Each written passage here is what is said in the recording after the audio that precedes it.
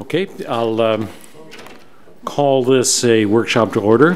In accordance with the town's procedure bylaw, no decisions are to be made, but rather this is a meeting as an opportunity for council to have an informal discussion regarding various matters. Are there any declarations of pecuniary interest? Okay, there being none, then I'll turn it over to Commissioner Armchuk.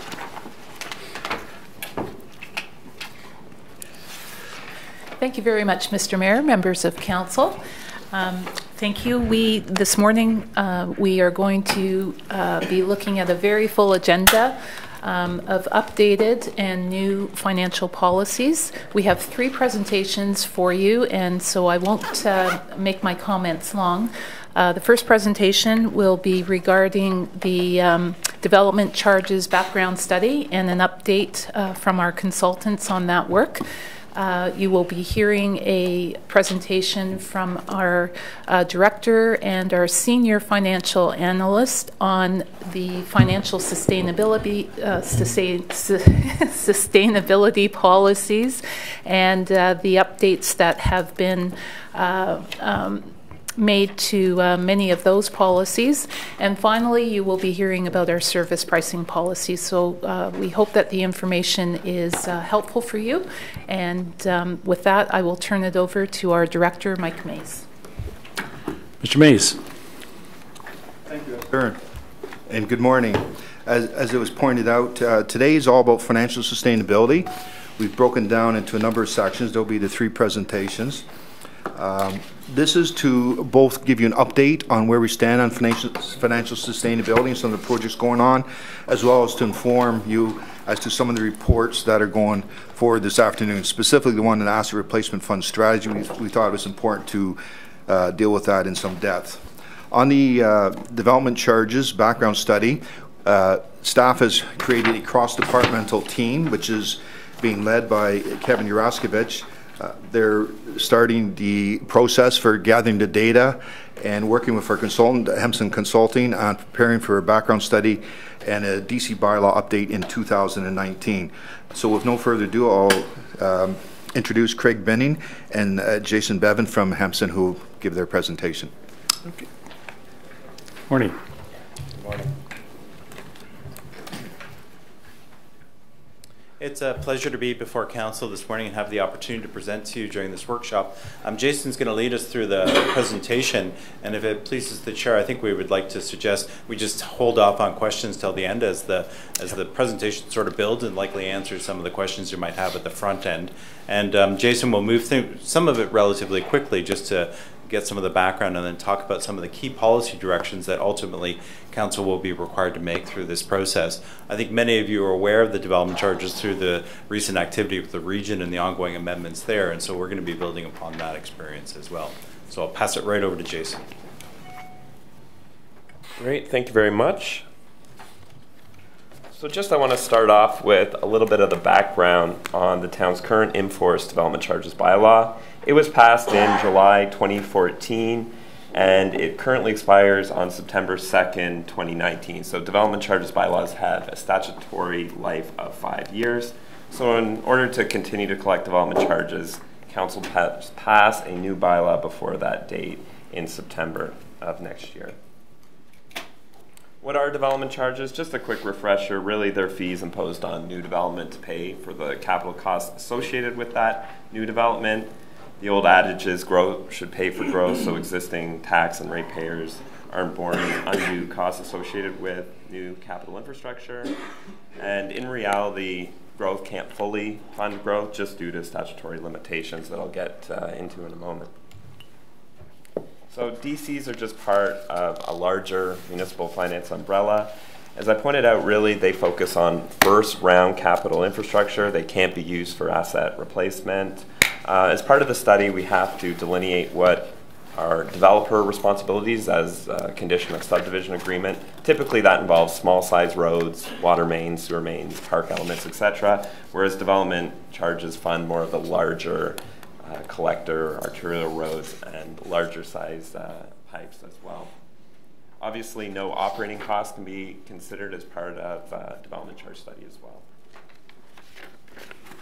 The overview of the Development Charges Act, I just highlight a few things. Really the way the legislation works is it says what you cannot recover for, and then anything not included you can recover for. A few items I'd just like to highlight. Again, I mentioned it has a useful life. Bylaw has a useful life of 5 years.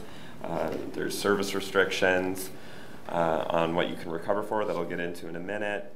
Dedicated reserve funds are required. Fund ending agreements are permitted. And charges can also be area specific or municipal wide. Most of the town's charges are municipal wide at the present time. So some of those items you cannot recover for: hospitals, parkland acquisition, but you can recover for the development of parkland. Headquarters or general admin space, so for example, IT departments, finance department space cannot be recovered. And any sort of cultural, museum, theater, art space cannot be recovered for. In general, the Act's quite permissive in terms of what you can recover for. That really involves any buildings, land, equipment, vehicles, interest, financing costs are all eligible for recovery. As well, studies are permitted as well, as long as they're growth related. There was some changes to the Development Charges Act that were enacted a couple of years ago. A lot of them affect regional services, but I'd just like to highlight a couple that affect the town. Firstly, we're now required to do, I'll call it a mini asset management study that's related to all the capital projects that are included in the background study. So really we're intending to show that the purchase or the undertaking of those projects, even if they're funded through DCs, won't have an adverse effect in terms of the town's overall long-term repair and replacement obligations, as well as we have to look at the operating cost implications of those assets as well. Secondly, the DC Act was amended to require a 60-day period between the background studies release and bylaw adoption, but we don't think, given the timeline we're working with, that will be an issue here at all. So just to touch on the growth forecast, presently the numbers on your screen are from the region's 45% intensification scenario, and we will look to update the growth forecast included in the background study as the region produces new numbers that align with the latest growth plan numbers. So we're looking at a population growth from about 82,600 in 2016 up to over 108,000.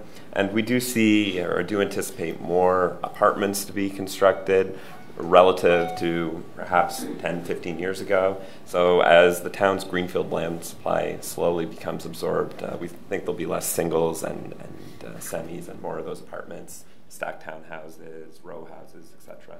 On the employment side, again, we see it's pretty healthy growth from 2016 out to 2041. The current rate structure in the town, we've listed all the various services. If any services you see that are missing here are likely a regional responsibility, of course, with transit and the like. So we have general government, which is typically just studies, library, fire, recreation, parks, and recreation is separated into an outdoor and indoor component. We have parking, yards and fleet, engineered services, and waste collection, which we'll consider as part of this review, and it was ineligible last time. So we have, under the legislation, there's what we call 100% recoverable services and 90% services. Any protection and engineered services are 100% recoverable, and under the legislation, soft services, you can only recover 90%. So at least 10% of the growth-related capital must be funded through taxes.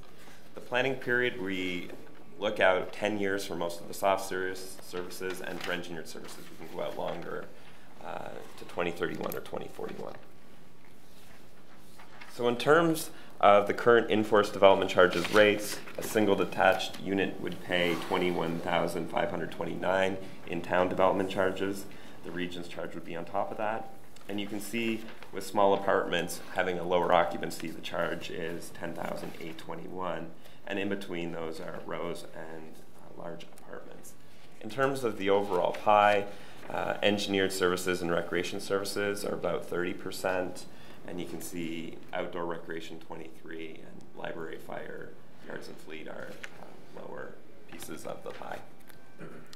On the non-residential side, the in-force charge is $56.98.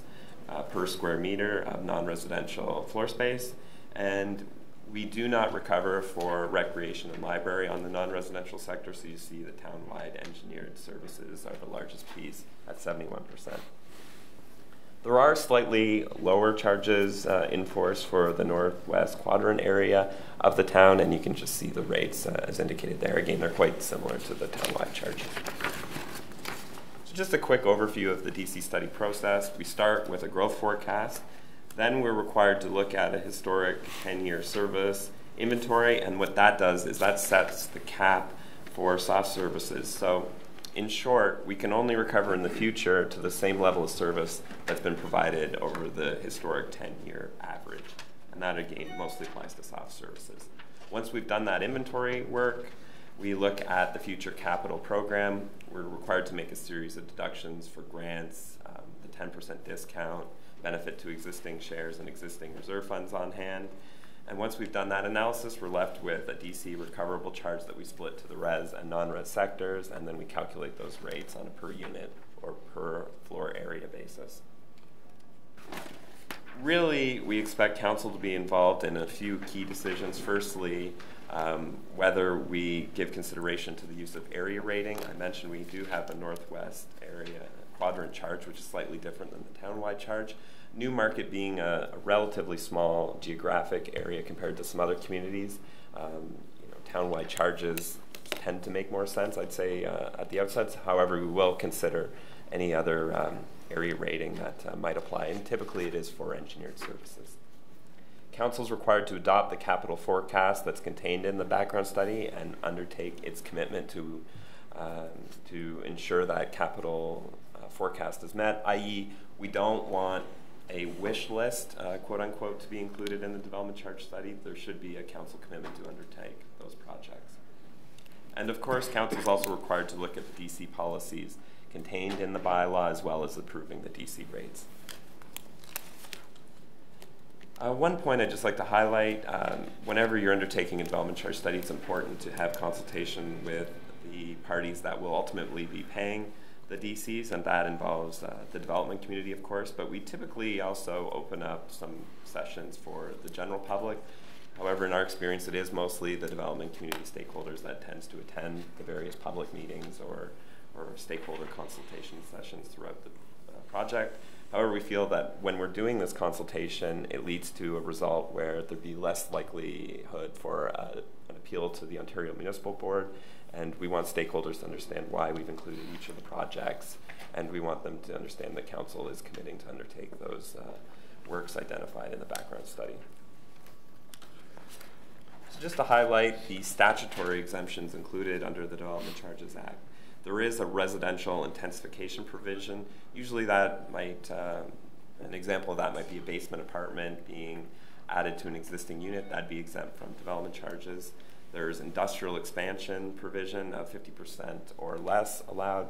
Municipal buildings are exempt, and school board sites or projects are also exempt from development charges under the legislation.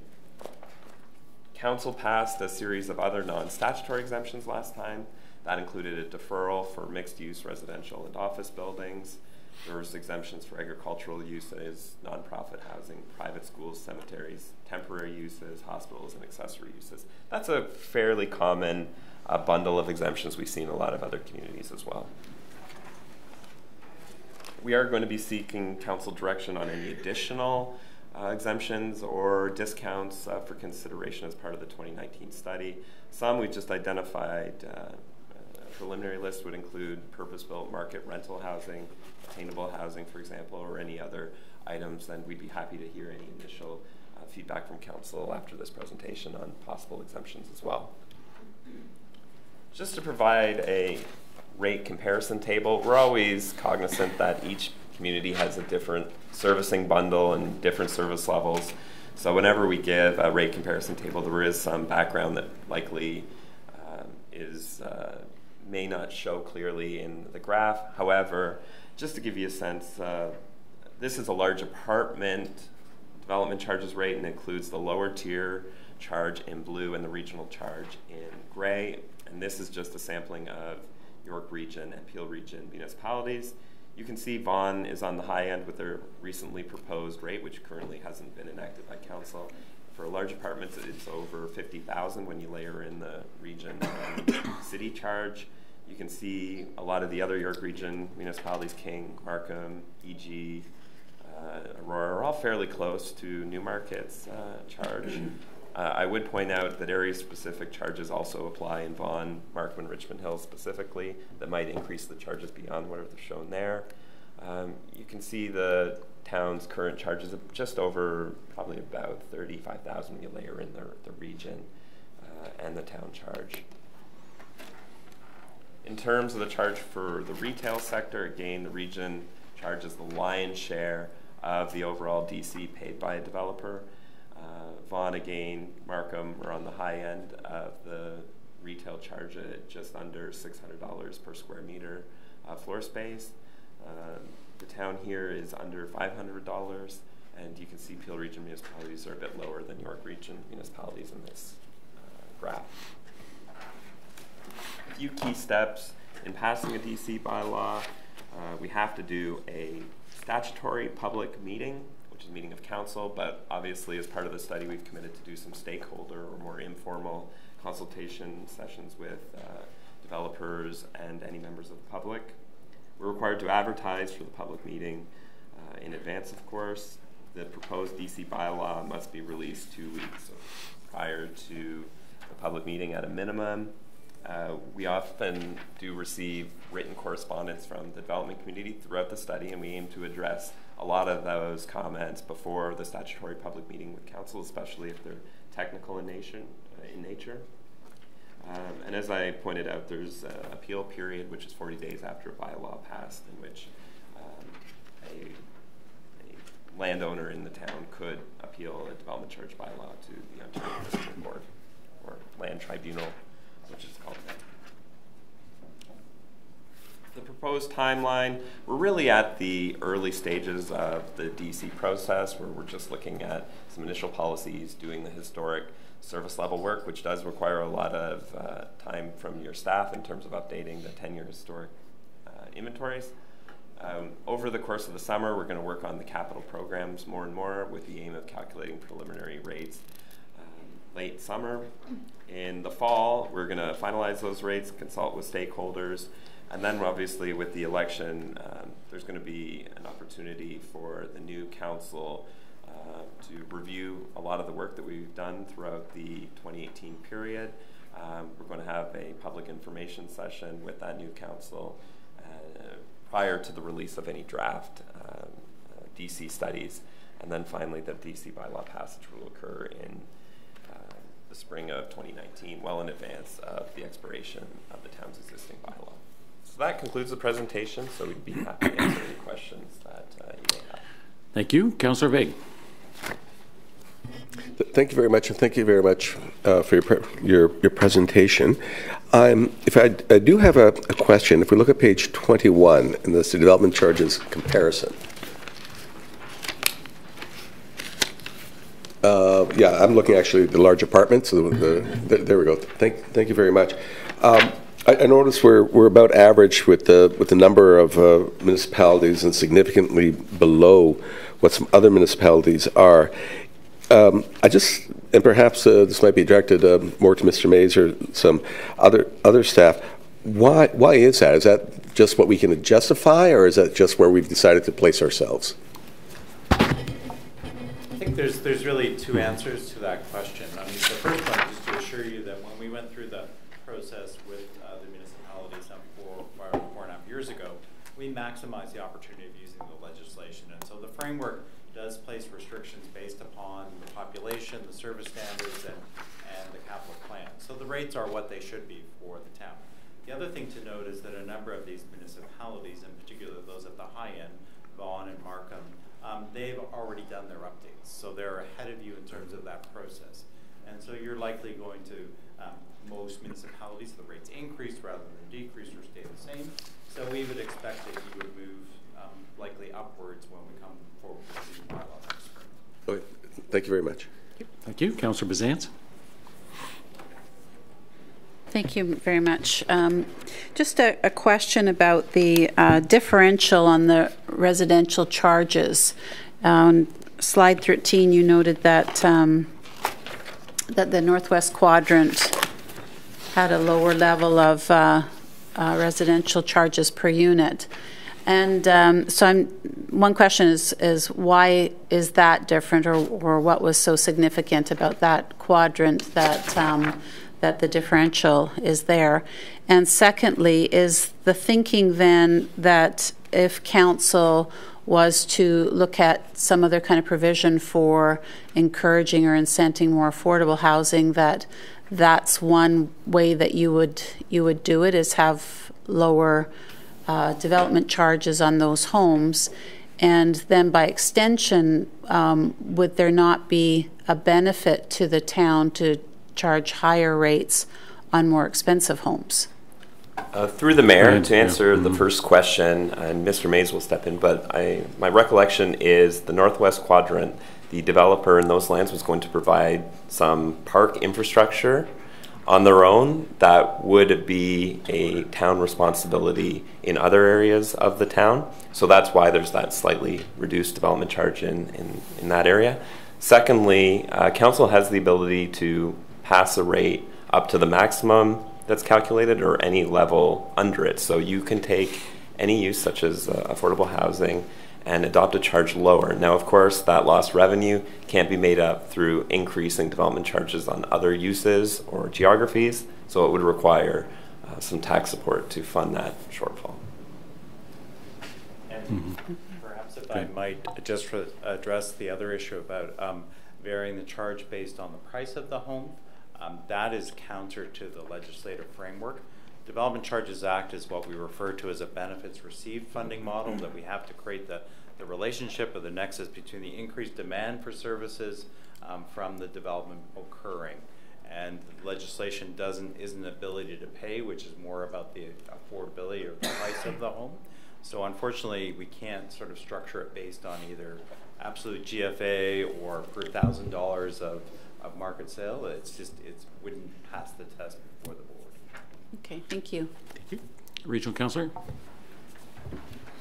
Thanks very much. The first question, I was just more curiosity, but under the process on slide 14, you have to reduce, you identify your growth-related capital needs, and then you reduce it capital costs by legislated deductions. One is grants and other contributions. I assume there's also some sort of formula for that, kind of like you do on your cost side, where you look at your historical level of grants and you average it, or you assume certain numbers going forward, or because you can't obviously know that level, or you won't know necessarily what grants one will get or not get in a 10-year period, et cetera. So is it calculated somehow based upon your historical level of grants? Craig? Yes, through the chair, good question. I mean, our preferred approach is to, first off, if there's a known or anticipated grant or subsidy, then obviously we're going to account for that. Failing that, we would not normally make any adjustment because we only want to account for things that are known.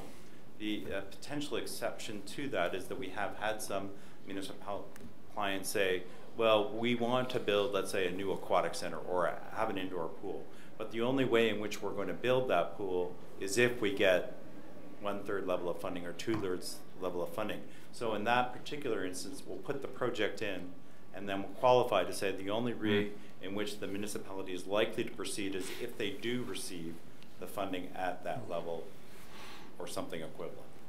So otherwise, we wouldn't go back historically and say we achieved a certain level of funding and we're going to anticipate that and apply that unless there's a known federal or provincial program that's going to quantify that. Okay, and so as a follow-up to that, and that this might go more to staff, I'm not sure, but so the municipalities have done that. Is that often, or is that part of a strategy to be shovel-ready and ready to receive grants, or is there no advantage in doing that? Is it simply a way of saying to the public, this is a big if? What's the reason for doing it that way as opposed to another way? Yeah, well, Mr. Mays may want to jump in. My perspective is I don't see any real advantage to assuming a grant if it's not going to be there. I think it's actually better and proactive just to assume that it's not and deal with known entities. If we put something in, then others may make assumptions that that's what the reality is going to be, and I'd rather have the funding secure rather than not secure. Mr. Mays? I have nothing to add to that. That it makes sense because you could be. I could see you could be challenged that you're collecting development charges on a contingency, so you might not want to put yourself forward for that unless you have a very realistic probability that you're going to get it. Okay. To slide 20 that was referred to earlier, and I kind of suspected on that slide and the following slide, the retail, but in that one in particular, I assume there's some update timing issues there, but I was really be curious, would it be possible to get even in a email or memo the dates of which every one of those were? Is that much work to get the dates of when they were updated so you can kind of get a sense or which ones are really soon to be updated and which ones have, so that we're a bit of apples and apples comparison? Yes, through the chair, we'd be pleased to update this, and perhaps what we'll do is we'll add an asterisk or a series of asterisks and identify when the budget or when the bylaw was passed. Perfect. Yeah, that'd be helpful. Thank you. And then the last one is to Councillor Bazan's point. I guess in a future date we're going to talk more about the point you made earlier in your presentation about where council may or may not wish to address things like rental housing, affordable housing, other priorities. When does that discussion take place? Go ahead, Craig. Looking over to staff, I mean, I think the expectation was, I mean, obviously given being an election year, there's issues around when that comes forward.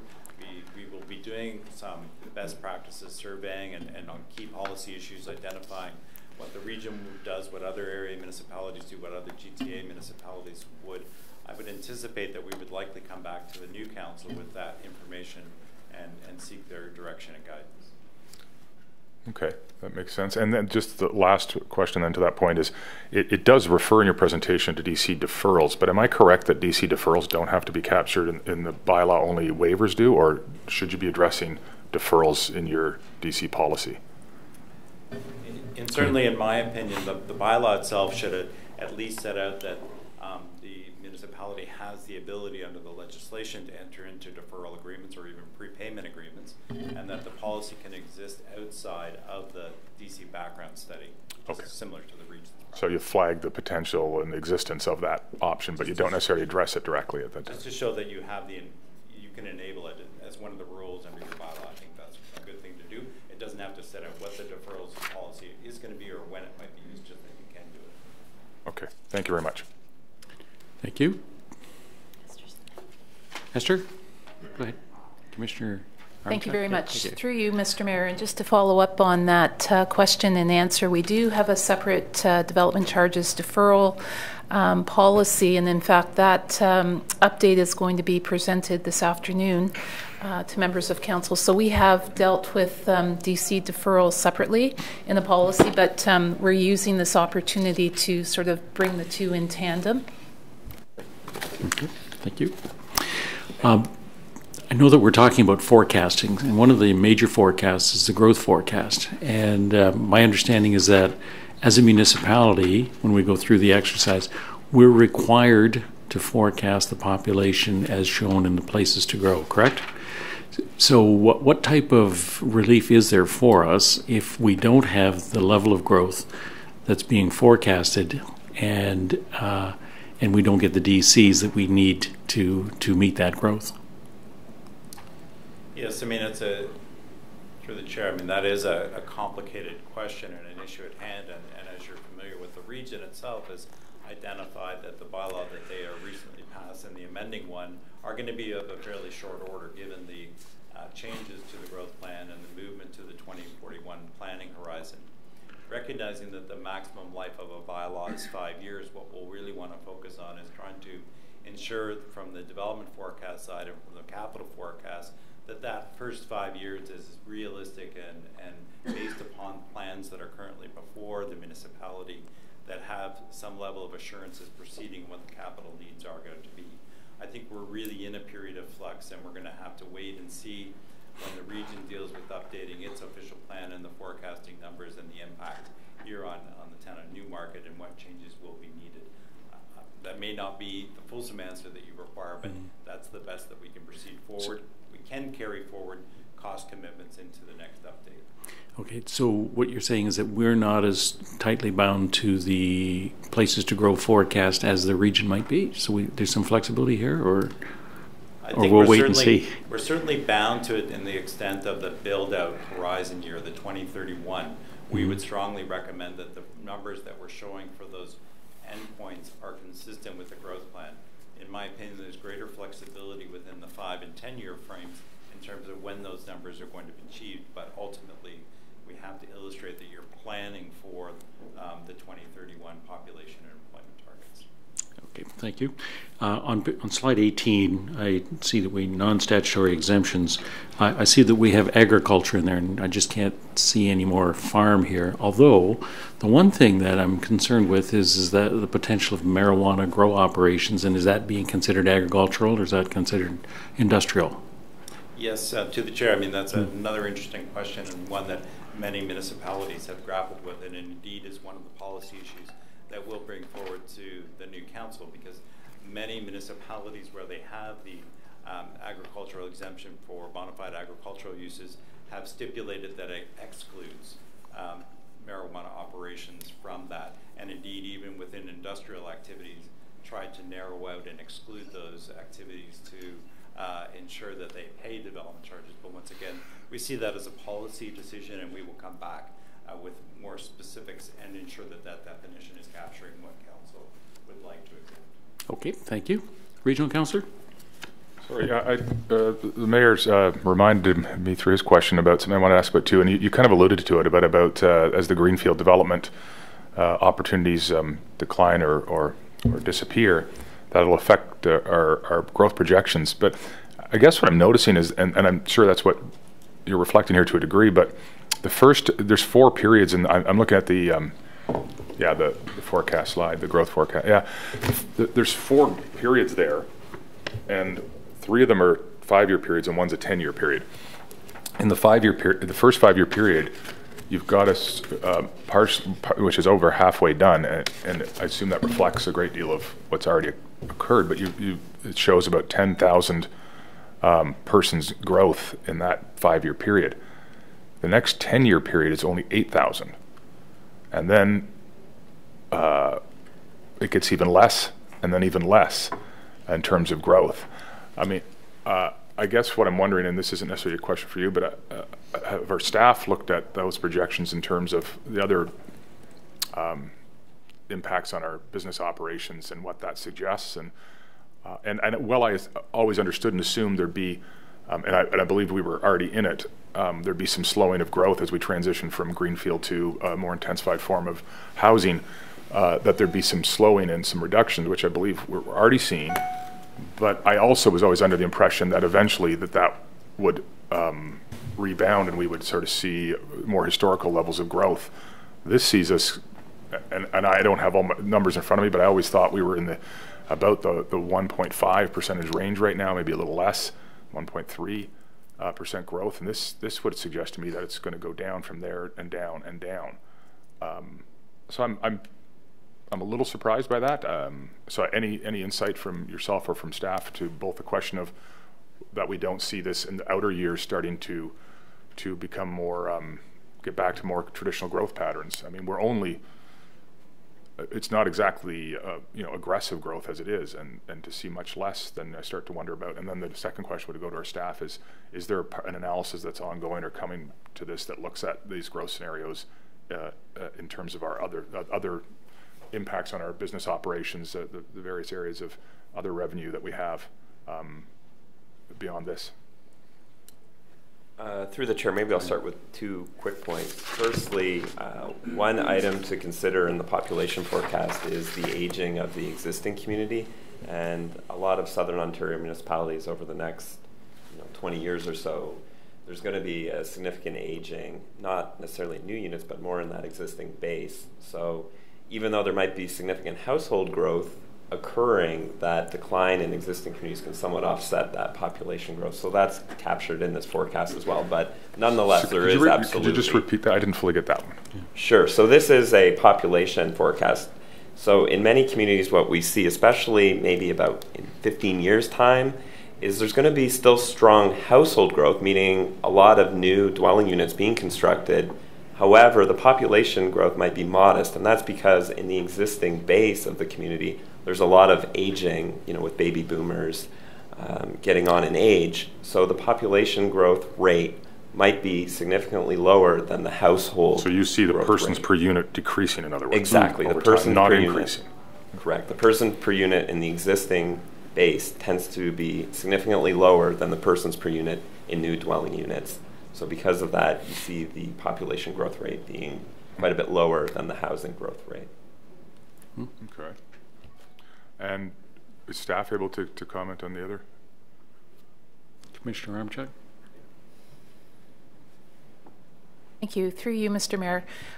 So the information we have at this point is very preliminarily.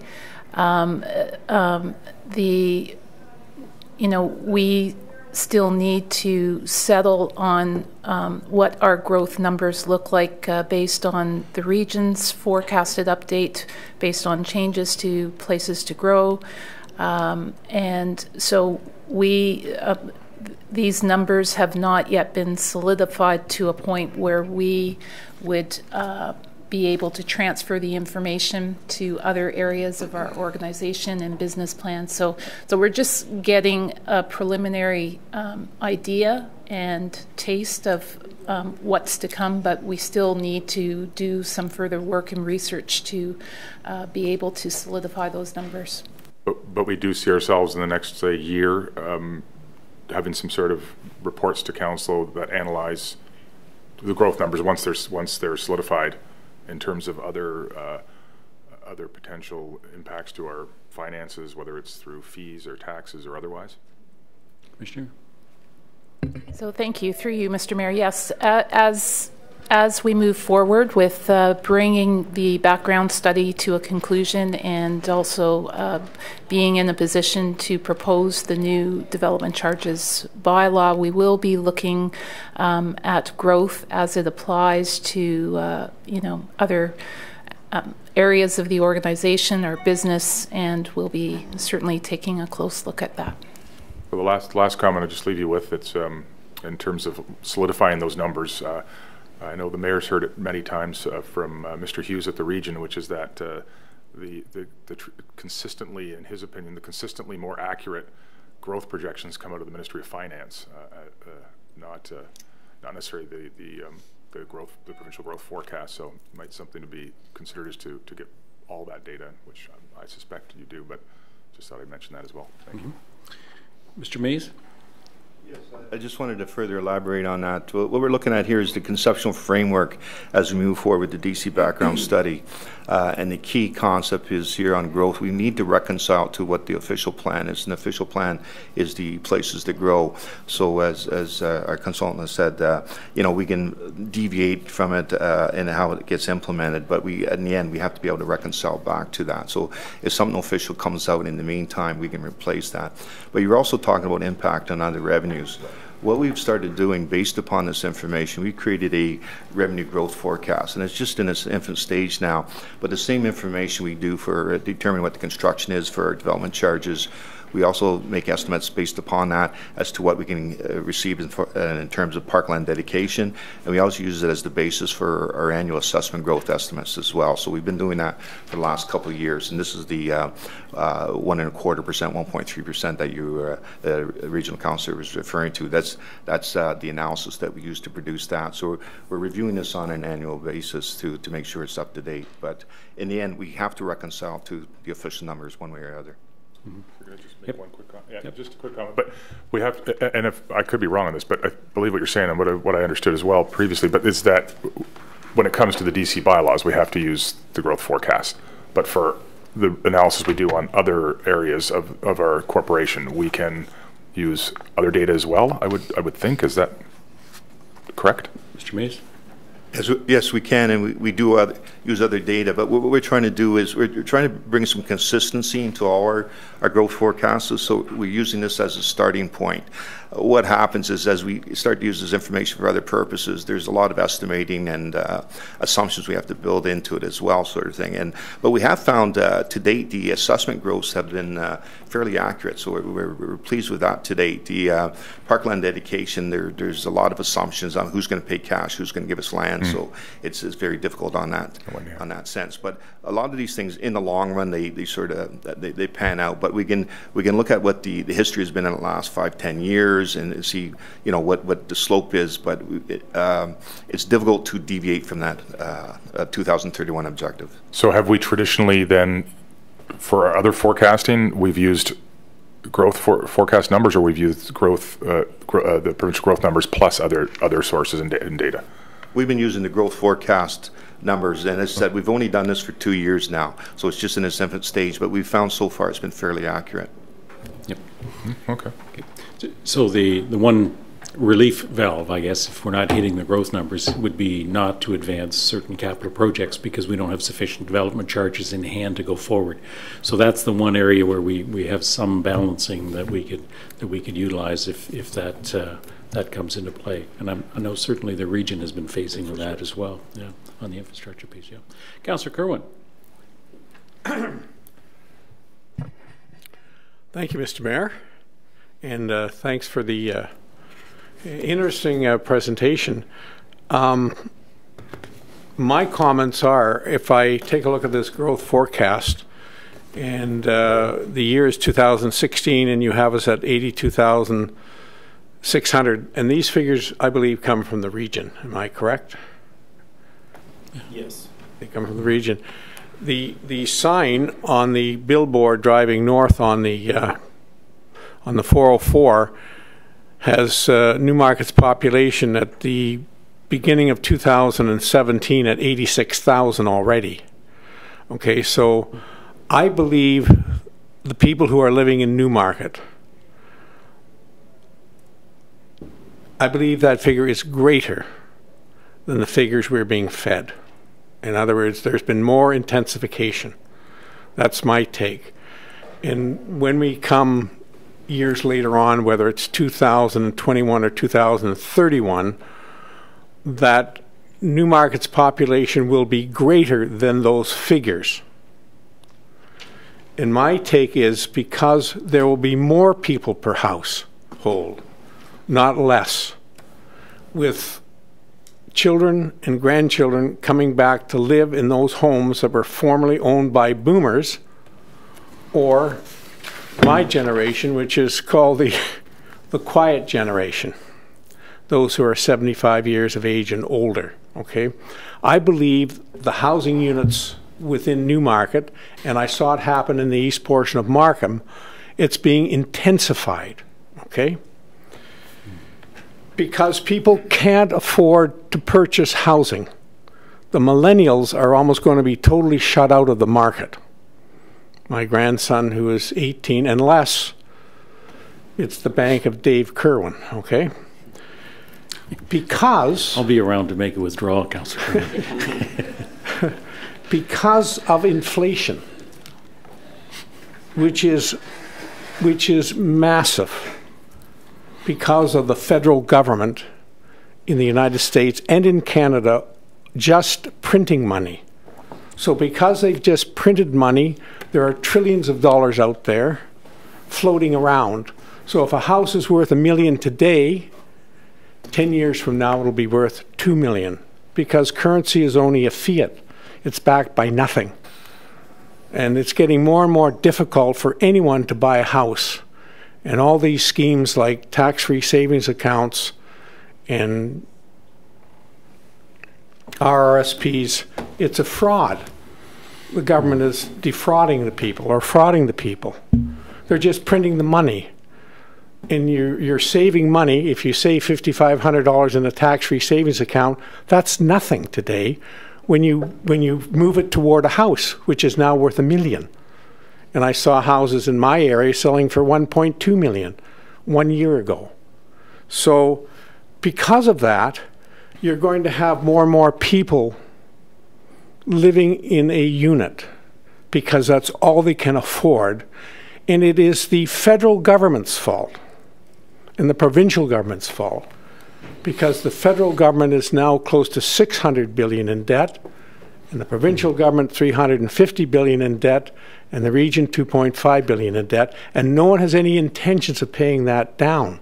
All they will do is print more money, just like they did in 2008 when it almost collapsed and they had to infuse $500 billion American into the economy. So all that currency is out there floating around. So we get facts and statistics and so forth, but the economy is changing so rapidly that in currency, in fact, I just sent my best friend a gift. I sent him 500 million Reichsmarks, 1923, as a gift, because he gave me 50 million Reichsmarks for my anniversary.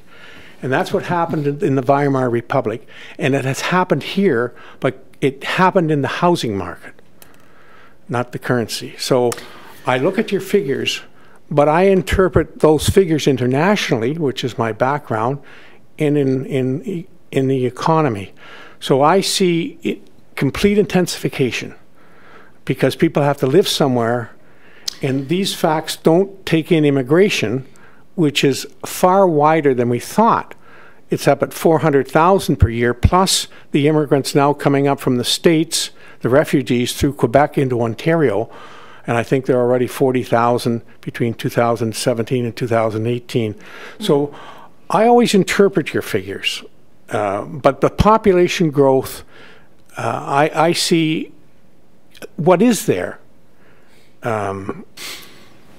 will be denser, like it happened in Markham. 2 and 3 people's signature are now on mortgages to buy a house.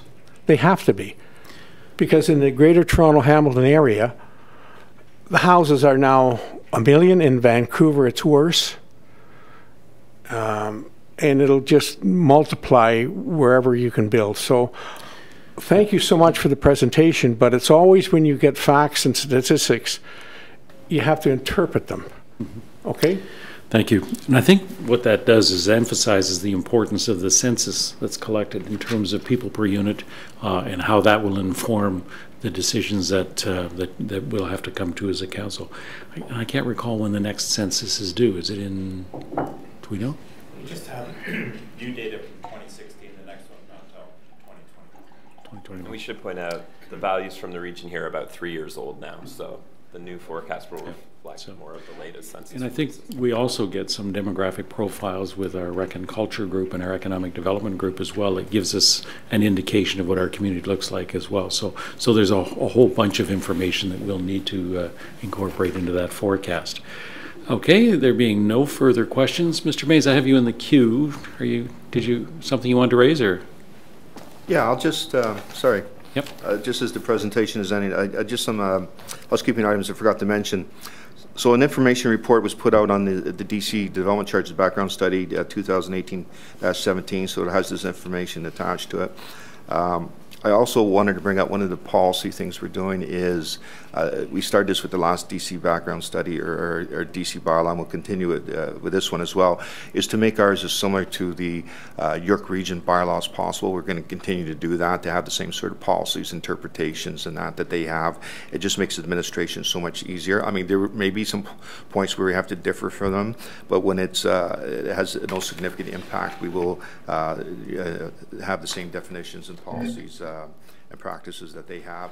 Also this year, as I noted at the beginning, we've created a task force, interdepartmental task force to support the updated development charges background study. What we're trying to transition to is more in-house work on the development charges, so that we'll be updating information on an annual basis rather than every 5 years. It'll flow more into our overall capital planning program and into our budgets as well. So this is the transition year. We're still always going to need a consultant to come in because they have the expertise, but we hope to eventually, over the next couple of DC background studies, I guess, move to more of a peer review type methodology, similar to what the region does. Okay, thank you. The one item that I think will represent or present a good challenge is the financial sustainability component, and I think that's a a significant shift, but an important one. There isn't any point in building something that we can't sustain and that we don't give consideration to as far as the tax or the carrying cost and operating costs. So I think that one is an important new addition to this, and will be there. Okay, thank you. Okay. Yep. If you don't care to comment, that's okay, but I'd be just too curious to not ask. Did you see the build report that was released and covered in the Globe and Mail this morning on the collection, DCs in particular, municipal DC collections? I apologize, I have not seen okay. Oh, you'll be interested to read it, but it's, I mean, regardless of, I think it's something we all have to sort of be aware of. It's a report where they're basically saying that the burden on increasing housing prices is being exponentially driven by the increase in municipal fees, et cetera, and particularly DCs. Of course, it calculates it out and puts out a lot of numbers. It doesn't ever, I believe, I haven't read the full study, but it doesn't calculate the impact on the taxpayer if we weren't to do that, which would be interesting to get some of those projections, some of those numbers. But we'll wait till a further date to have more of a discussion on that, I suspect, but thank you. Thank you. Councillor Kerwin? Just in sum, I'm at odds with our deputy mayor. The cost of the price of a house has not been driven by the DC.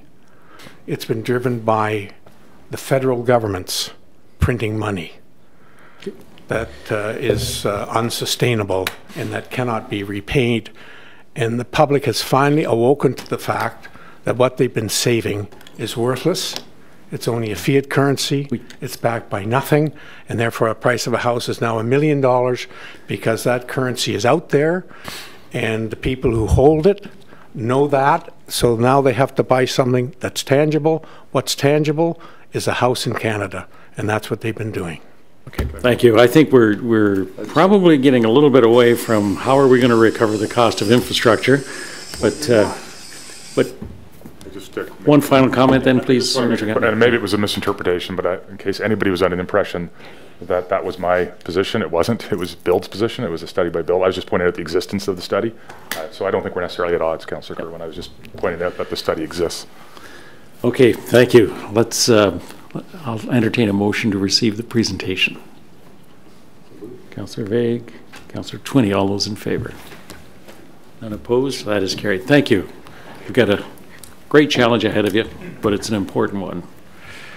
Next item then is the financial sustainability presentation. Mr. Mays.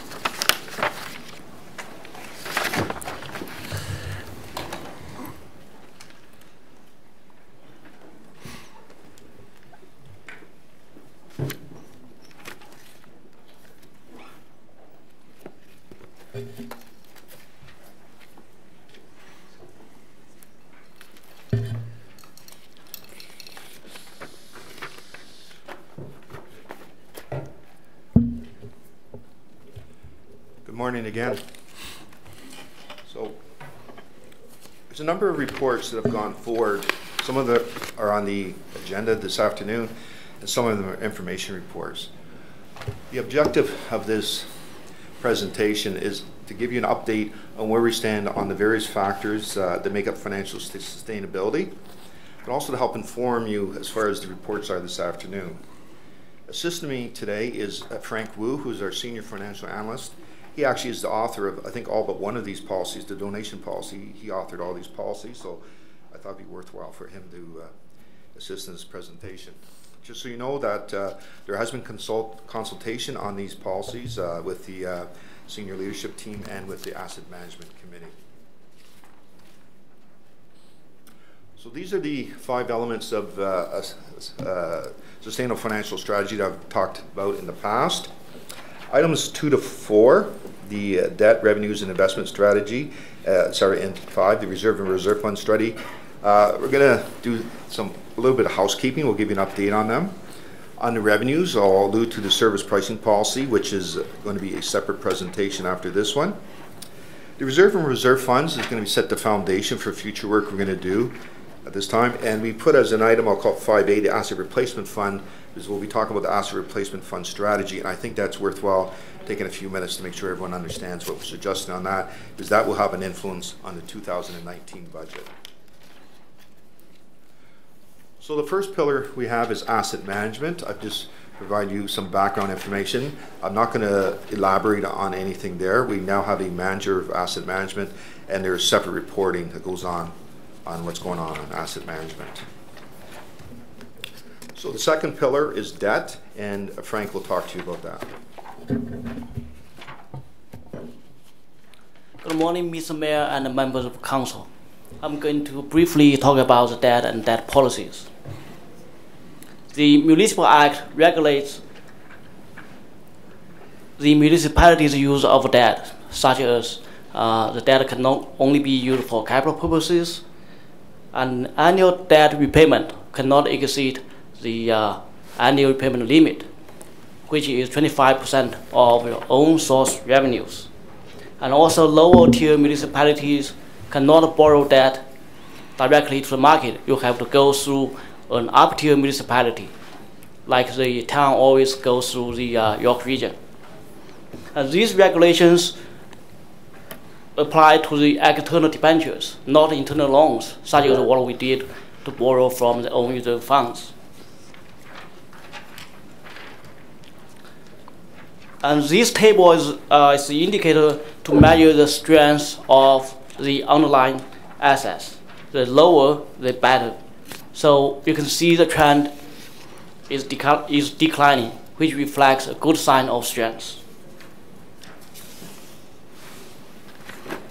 Another indicator is to measure the town's capability to pay back debt and the capacity to borrow debt.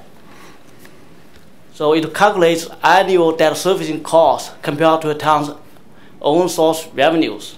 The town's own source revenues primarily consist of property taxation, user fees and charges, and for the donation and grant and development charges and contribution from developers are not included in the calculation. So we are now at 4.5%, which is much lower than the town's policy of 10%. If we add $26 million for the mutual fund, this will increase our debt servicing costs to 5.8%. But still, if we need, we still have the capacity to borrow another $60 million. So as of the end of the year 2017, we have around $34 million debt outstanding. So these debt will be fully paid off in 2031. I want to mention here in the 2024, we have $15.5 million debt will be fully paid off. That debt we use $590,000 from tax supported area. So which means starting 2025, we will free tax dollar of $590,000.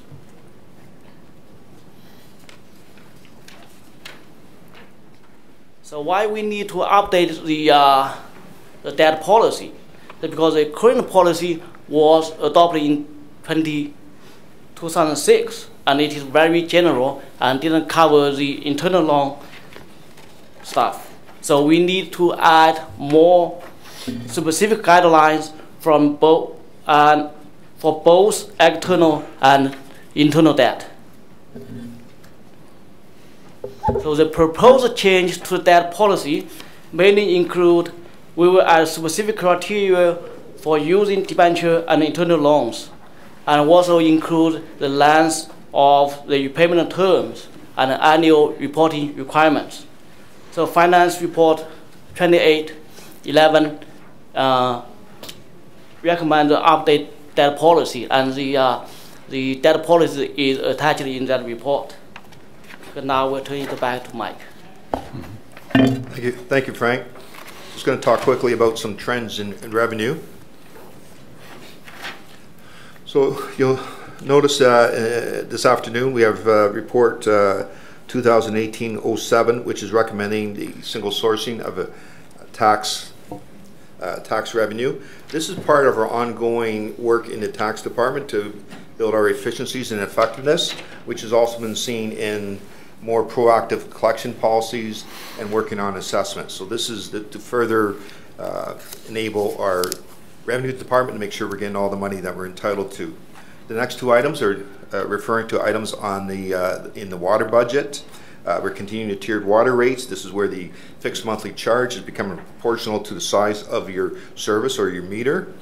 And the new water meters, we hope to have installation starting this year, and that will bring some efficiency as we'll have a more accurate meter reading. Service pricing policy will be a presentation I'm going to do afterwards, after this presentation. And the donation policy, it could have been an item 5. That's report 2018-10, which is an item on this afternoon's agenda. That is to take the practices and regulations from CRA and put them in a policy as to how we would administer and collect on donations. The investments is the fourth pillar. So I've provided some indicators here. There might have been some confusion because in the report 2018-11, the policies for financial sustainability, on page 3, it referenced the incremental revenue, the income that we're receiving on our investments. This is page 3, which is page 21 of the agenda. So I pointed out here, as you can see, the trend has been, as we're becoming more active in making investments, not just letting the money sit in the bank account, but putting it out into GICs and things of that nature. Still fairly conservative type investments.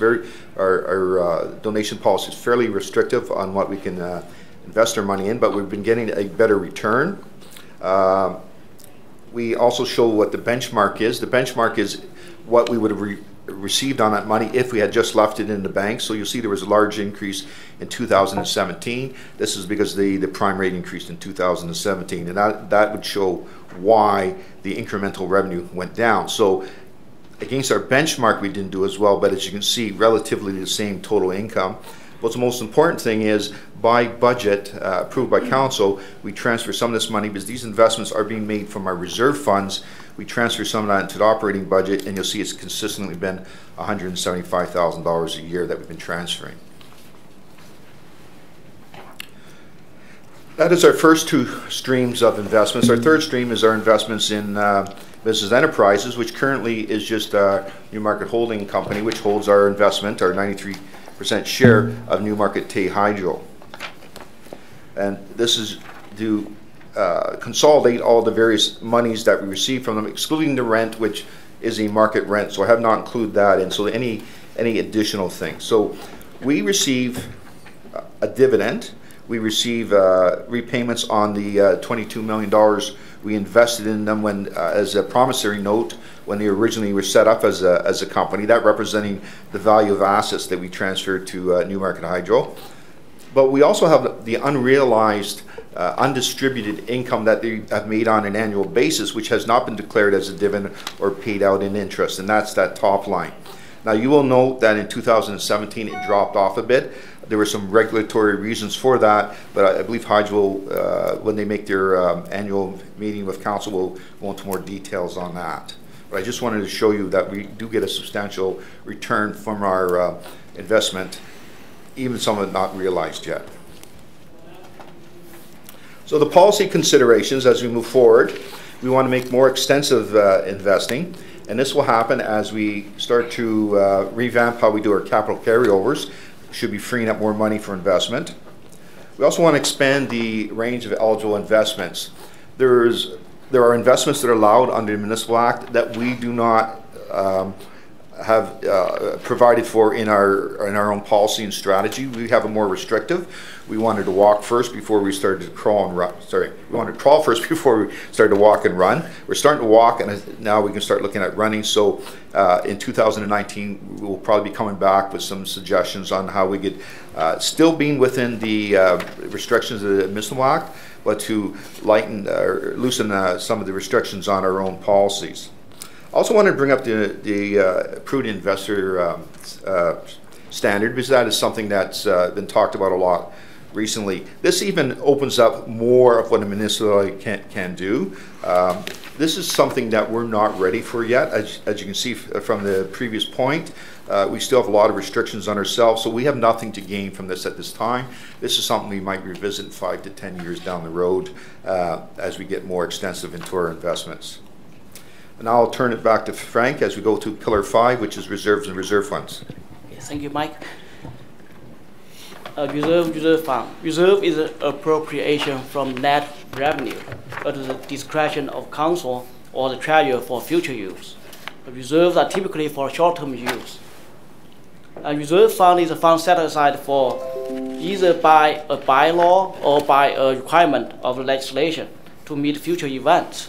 So reserve funds are for longer term and earn interest. But in general practice, people call reserve and reserve fund both as reserve. So our financial report 2018-13, we have reserve and reserve fund continuity schedule that has the details of the town's reserve fund balances at the end of 2017.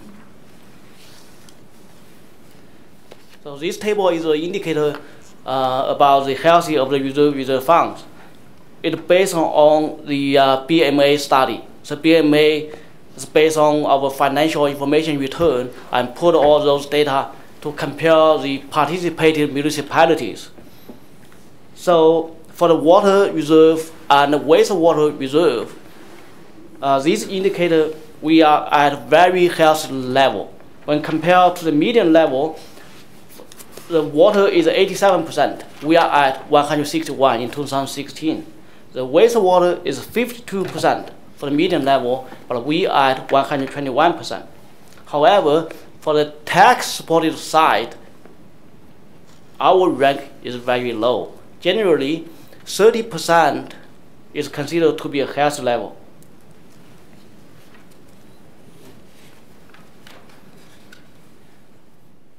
For now, we don't have a policy for reserve funds. So we need one to set up the guidelines and to formalize the current practices regarding to the reserve and reserve funds.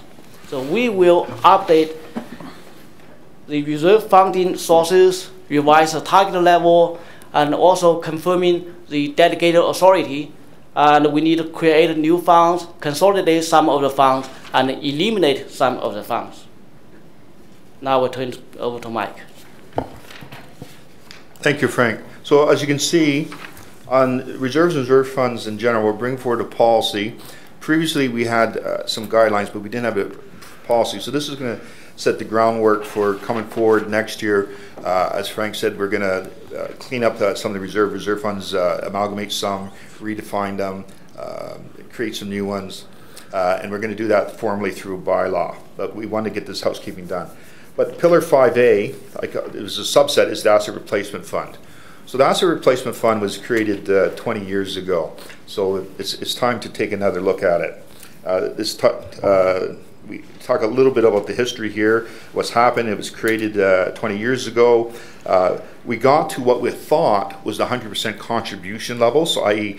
contributions were equaling what they should have been in 2008. However, when we went through the tangible capital asset, which is part of PSAV in 2008, 2009, it was done in 2009, retroactive 2008, we found there was a lot of assets we hadn't accounted for, they were undervalued, we found a lot of discrepancies.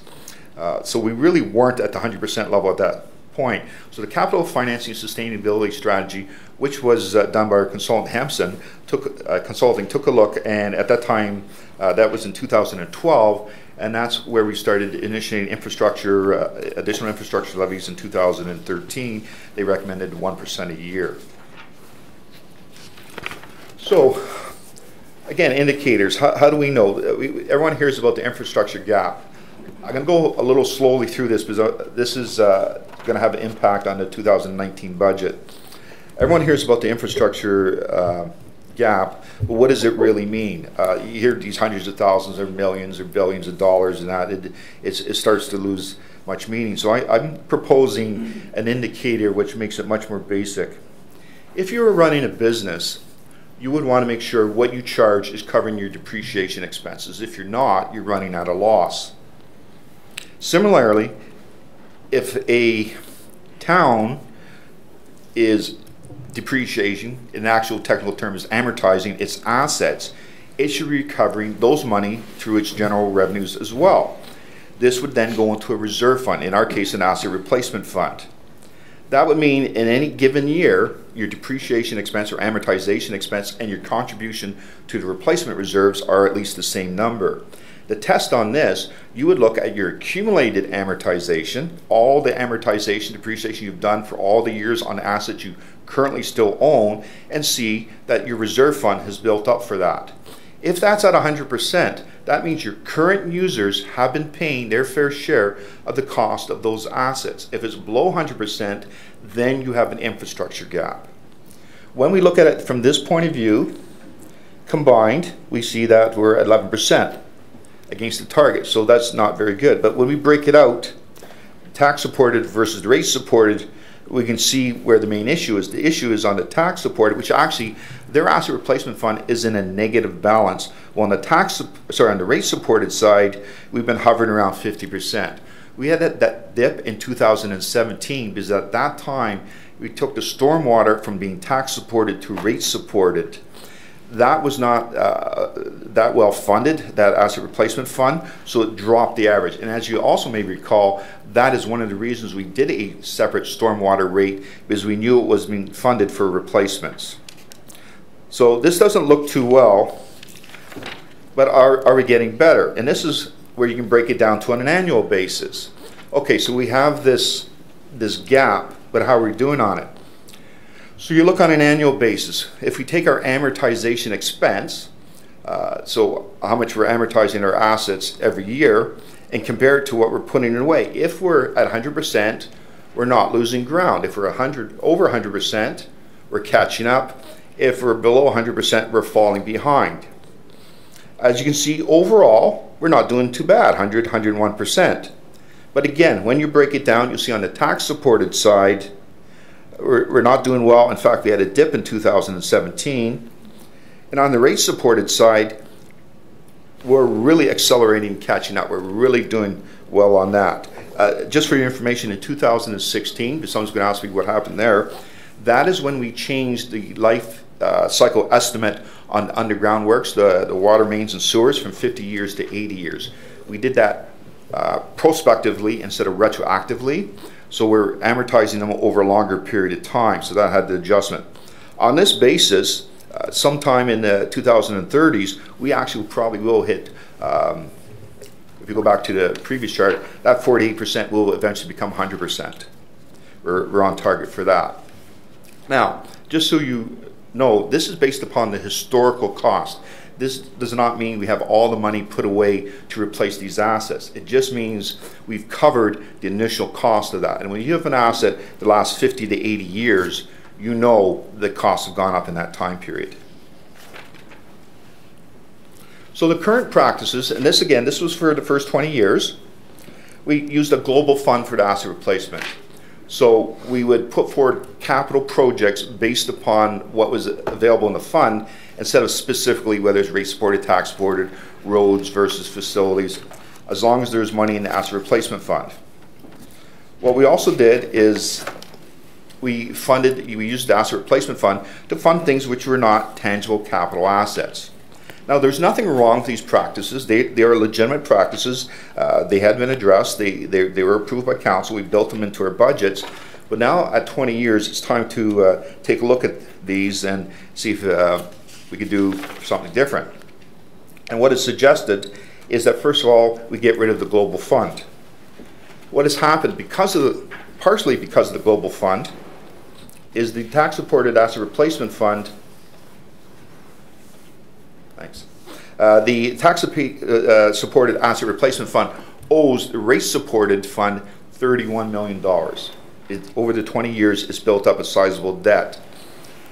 If this was just amongst the tax-supported asset replacement funds themselves, that would not be a major issue. We could shift it around.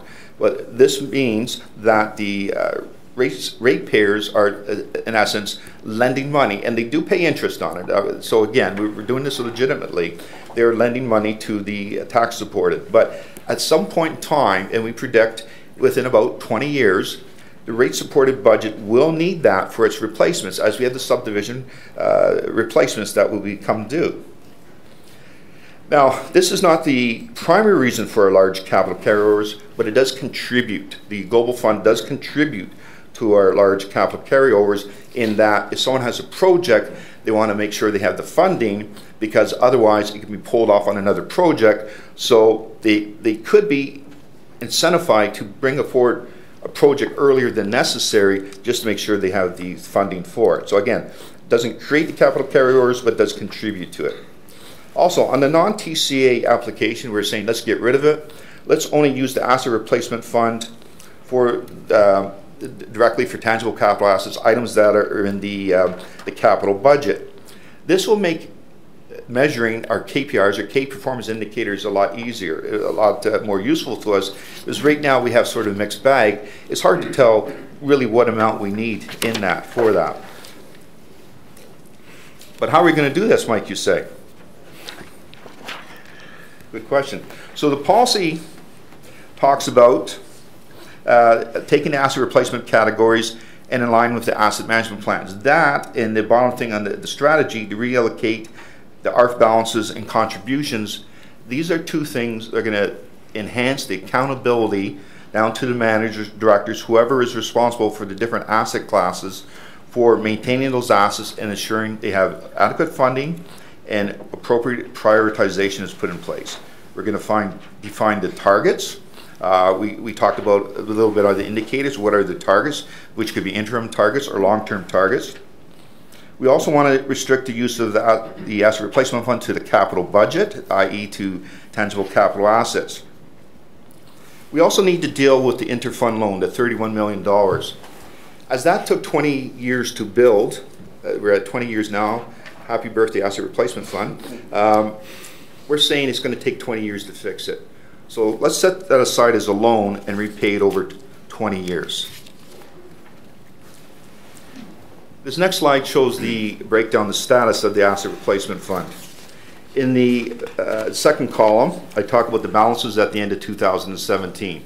These are unaudited at this point, but this is what the balances should be, the actual balances in these funds at the end of the year. So you see on the tax supported that in the roads, IT, and other, there's a category called other, we actually do have almost $12 million sitting in cash in the asset replacement fund. But unfortunately, on the facilities and park side, they have overspent and they've created a $31 million loan from the tax-supported budget. So, sorry, from the rate-supported budget. In total, $19 million in the hole for the tax-supported asset replacement fund. $46 million we have in the combined water and wastewater. Sunshine Fire Services, $100,000 in debt. I'm not concerned about that because they actually have already moved ahead on their asset management, and they have a 10-year plan to get out of that debt. And the library has some money. So there's our $28 million in total that we had an asset replacement fund at the end of the year. Based upon the 2018 budget, I provided some numbers there. So you will see that the total for the tax-supported budget, so this is from tax revenues, $7.8 million is put into the asset replacement fund. 4.3 of that comes right back in the budget, comes right back to be used for non-TCA type items. Again, this is quite appropriate. This is a policy we've established. I'm suggesting perhaps it's time to rethink that, which only leaves really $3.5 million a year for the replacement of assets. You can see that the rate supported budget, $7 million. Again, they have 1.6, a lot of extra money. So I just want to show you what the status of it was.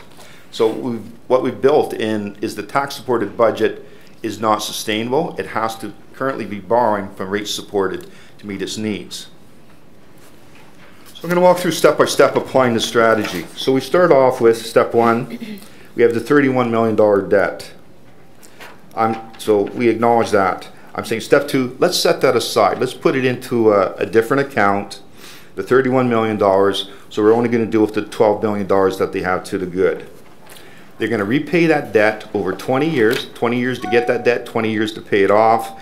That'll be repaid in time when we project the rate-supported budget. Water and wastewater will need those funds. The combined annual principal and interest is $1.9 million. That's based upon the rate we get at the bank now. So we're keeping those accounts whole. They are getting some benefit from it.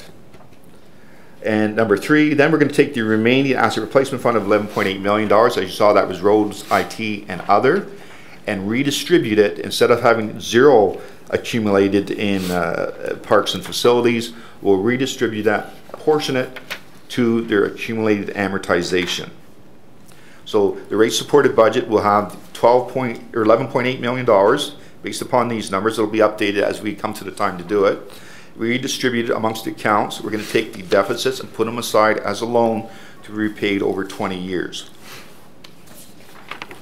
Using 2018 as an example, the next step is we show $7.8 million in contributions from the tax-supported budget going to the asset replacement fund. $1.9 million of that has to be set aside on an annual basis to repay this debt. In the budget, they have $4.3 million is being used for non-TCA items. That leaves $1.6 million that would be distributed. So that's $1.6 million they can use for the ongoing asset replacement items. And that would be redistributed again, proportionate to their amortization. Just to be clear on that, so what we're going to do is reduce the contributions. We would reduce the contributions by $4.3 million on the rate-supported side, but we would also reduce the financing from the asset replacement for $4.3 million. There would therefore be no impact on the operating budget.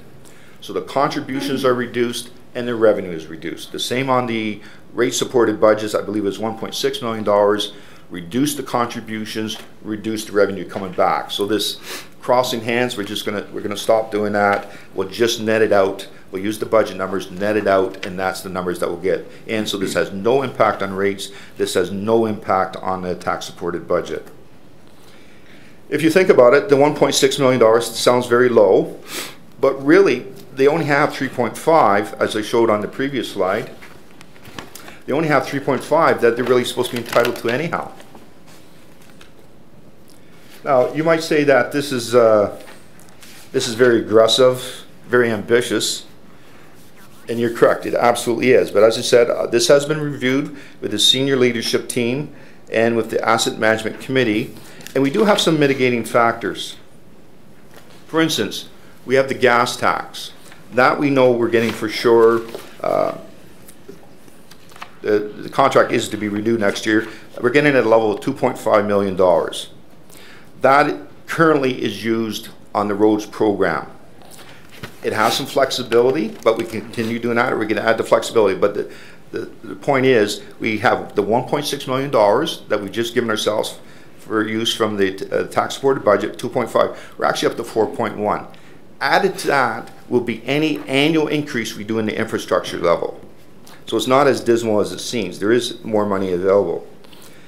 Points 3 and 4, we're also going to go to more detailed planning on our capital budgets from asset management plans, and as we move to multi-year budgeting.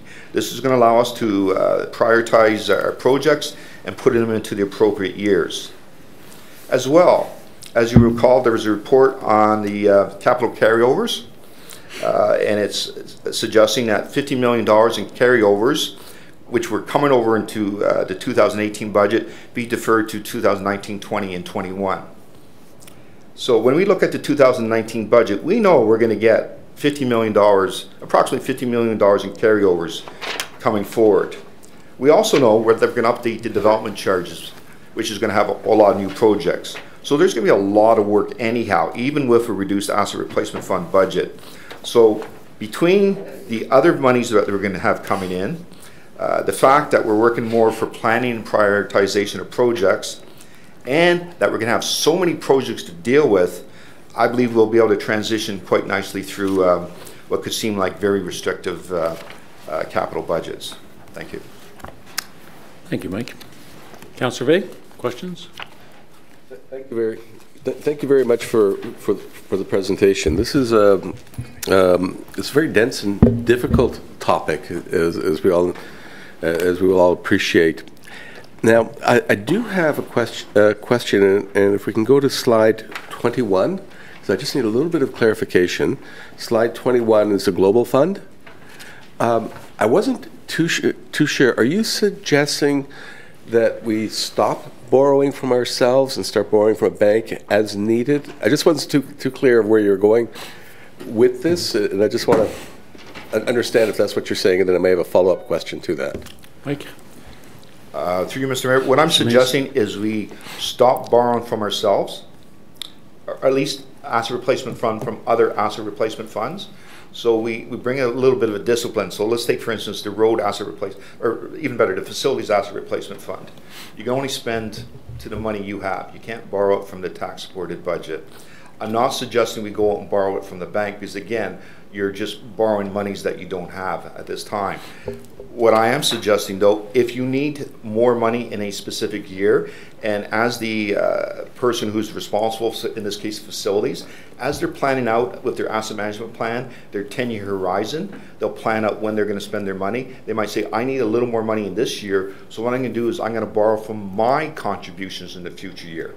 I will pay interest on that, but in the asset replacement fund strategy, it talks about, but at the end of the 10 years, and this is what we have in Central York Fire Services, where it has a temporary deficit, at the end of the 10 years, you've got to be good. So just so I understand, so you're saying that perhaps there may be a case for borrowing within your silo, but there really shouldn't be borrowing from other silos. Is that correct? Yes, you just, you can borrow from your own, you can only use your own silo or borrow from your future contributions. A better example might be, let's say that in the stormwater, the amount of asset replacement fund that they get on an annual basis is about half what they need to do any of their projects, but they'll have fairly major projects. What they might want to do is wait till the second year and do it when they have all the funding, or they do it in the first year, borrowing from their next year's funding.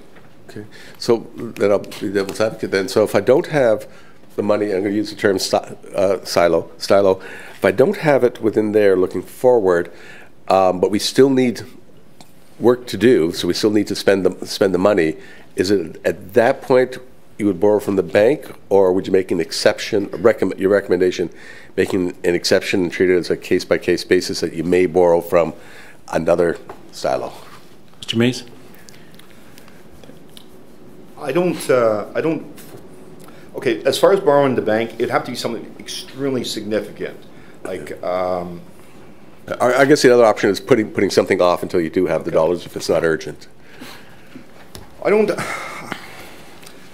don't see that there's going to be a need to do any borrowing. I could be proven wrong as we implement this, because what happens is we have all those carryovers as well. So it might be a case of just canceling some of the other projects and reprioritizing your projects. But this is trying to enforce a discipline that you only spend money you have or will have. Now, there may be an exceptional case where, yes, we do have to borrow some money, and we would bring that forward. So I guess to answer your question, that would be done on a case-by-case. It'd be done on an exception basis, but that would not be the norm that we would look for. Okay, thank you. So this puts together an administrative framework that would stipulate that if you're going to vary from that, that has to come back to council. And so council would have to make a decision if there's something that doesn't fit inside this framework as to how you would fund that and how you would repay that as well. Is that correct? Yes, that would be correct. Thank you. Councillor Guapis, and then Regional Councillor. Thank you. Yeah, a lot of information, and do appreciate it. I know sometimes it can get a little bit confusing. I just need a few areas of clarification. Within slide number 7, you gave us debt retirement timelines. I just want to be clear. Where does the Mullock farm fit into that, and the cost of that? Is that actually reflected in any of this? Mullock farm will be paid off in 2048. It's a 30-year loan through Infrastructure Ontario. Great, thank you. Going further, when we're talking about asset replacement fund. Can you clarify to me how these assets are calculated? Are they amortized over a certain amount of time, or are you actually looking at the future cost of the replacement and then calculating that ARF fund for the future cost? Mr. Mason. Thank you. That's a good question. When on these indicators, when we're talking about comparing it to the accumulated amortization or the amount of amortization expense, that is the book value when we purchase the asset divided over the estimated useful life, and it's just done straight line. So if we build a road, and a road is what, 40 years? 40 years. If it costs $4 million, we're going to amortize it at $100,000. Yeah, $100,000 a year, straight line. Now all roads though are 40 years, so we don't go through every road and say this one's 42, this one's going to be 30. We just apply an average to it. What we don't take into consideration is that at the end of the 40 years, for these indicators anyhow, we don't take into consideration that at the end of 40 years, the cost of replacing that road might be double its original book value. Okay, thank you. And the very last question, just for me to be clear, what you're saying is the taxpayer would be neutral with this switch from the of the repayments. Basically, it would be going from, as Councillor Vey said, from one silo to the other. It would not impact the taxpayer. Am I clear on that? Mr. Mays? Yes, the intention is this strategy would not, from that point of view, would not impact the taxpayer. We are going to reduce the contributions and reduce the flow back in. So we're just going to net the two amounts out. So in the 2018 budget, we had $4.3 million being paid out of the asset replacement fund, the tax support asset replacement fund, into the asset replacement fund, just coming right back. So I'm saying let's just net the two. Let's be realistic. It really is only 3.5 that's going in, and let's take it that. Now, where there might be an impact is the asset replacement fund also talks about continuing the infrastructure levy increases. So that would obviously have an impact on the tax on the taxpayer, but that's an ongoing thing we have anyhow, is to try and increase the infrastructure. Thank you. So this specific realignment has no tax impact, no property tax impact. The realignment has no rate impact, has no tax impact. Okay, and then future considerations will be based on the factors that we normally consider in any budget process. Okay, thank you. Absolutely. Regional Councillor. Thanks very much. So just hearing that sentence seemed odd, because at the beginning of the presentation, you said, I can't remember, but something like we need to consider this because of the potential 2019 tax impact.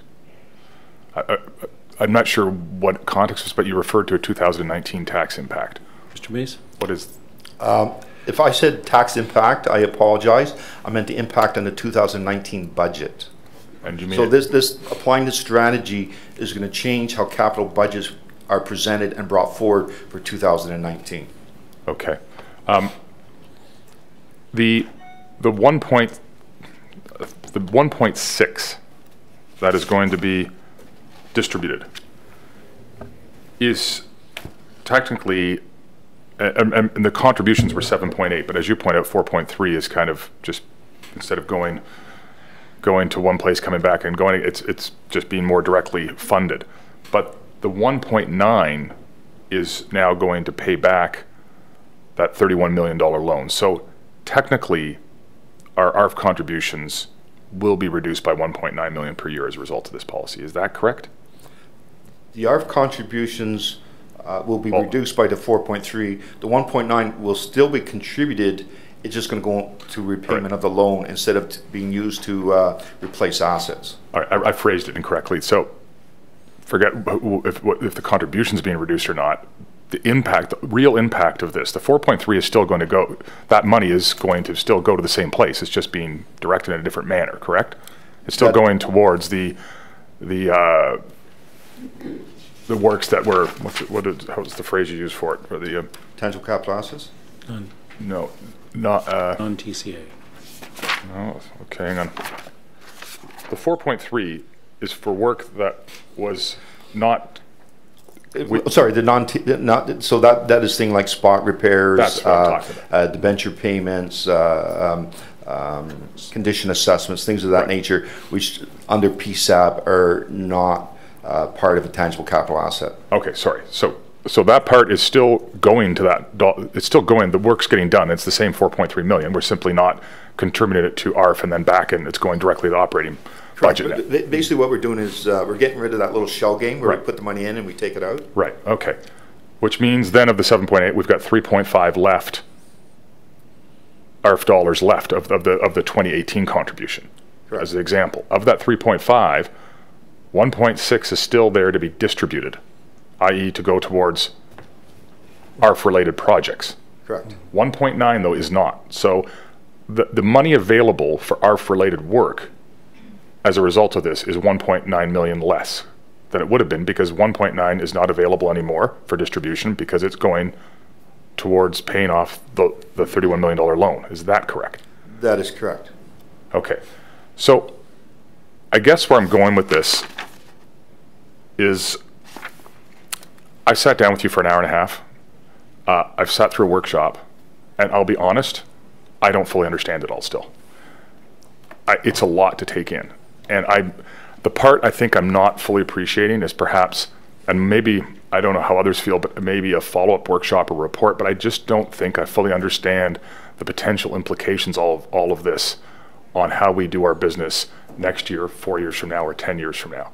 And it's clearly some sets of policies that are to create discipline, but what is the byproduct of that discipline? And while it doesn't have a tax impact this year, if we are doing less ARF-related work year over year, and maybe that's part of the intention and a noble one, but we're going to, and there's other potential impacts, I think from some of the other policies that I'm not speaking to right now, and they're all, by the way, everything in this workshop, we're passing in policy this afternoon, theoretically. And that's just moving pretty quick for me. I'm not sure I understand fully what we're agreeing to or signing, and I really would like a very frank analysis of what the impacts are. I'm starting to get what we're doing and why we're doing it and the principles behind them, but I'm not sure I've got a sight line on what that means. I mean, certainly if you have 1.9%, 1.9 million less, and I'm giving one example. There's other examples in here, I believe, of measures or policies that will create other impacts. Just the fact that there's no more, just the fact that you can no longer, which is a good policy. I'm not questioning any of these policies, I'm questioning the outcomes, but you can no longer borrow from the water rate. So you have to do the work. Staff will then have to stay within the amounts that they have set out according to new policy. That will mean less work's being done there. 1.9 million will mean less ARF work's being done each year, which will put pressure on Council inevitably in 2 or 3 or 5 years to increase the ARF by not 0.68 or not 0.75, but by 1.5 or 2.5. And so it's nice and tidy for us to say, you know, no tax impact to this budget, we're good to go because it's just policies. But I feel like there's going to be very significant implications in 2 and 4 and 5 and 6 years. And those implications might be sound policy, but how realistic is it for us? And we've got to be careful. I mean, I'm not saying we shouldn't do it. I just really would like to have my eyes wide open on what that means before we agree to sets of policies, and then the policies lead us inevitably in 3 years to saying, well, the tax increase this year has to be 6.2 because we've got no money for this, and we got no money for that. There's, you know, so I mean that's a little bit of hyperbolic, but I don't think my overall point is, which is I'm not sure, and I don't mean to speak for others. I'll speak for myself. I'm not sure I fully understand the implications of the policies I would be agreeing to, and I don't know if there's anything staff could suggest in terms of maybe laying that out and sort of saying, here's where this could lead to. These are the kinds of pressures you could see. This is what you might, maybe, you know, your road project, if that starts to deteriorate as a result of this, or your facilities, your parks, you may have to do A, B, C. I mean, I think we kind of generically know, but I could use some help understanding the implications in the 2 to 10 year range, or even 20-year range of the policies. Okay, if I might, I'll address the impacts on the various policies.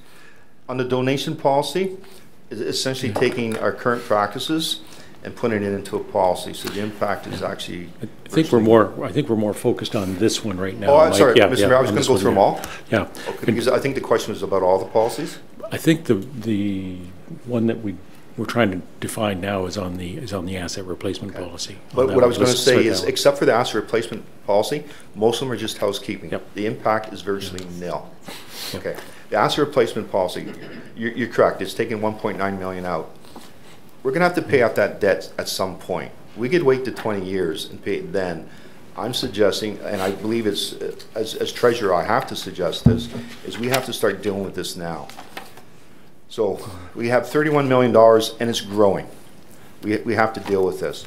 As far as restricting the capital program, I do not believe it's going to restrict the capital program. We still have our gas tax money. In our capital carryovers going into 2018, we underspent the tax-supported ARF by $10 million. We're not even spending all that money that we put into the budget for the asset replacement fund. We are going to get other grants.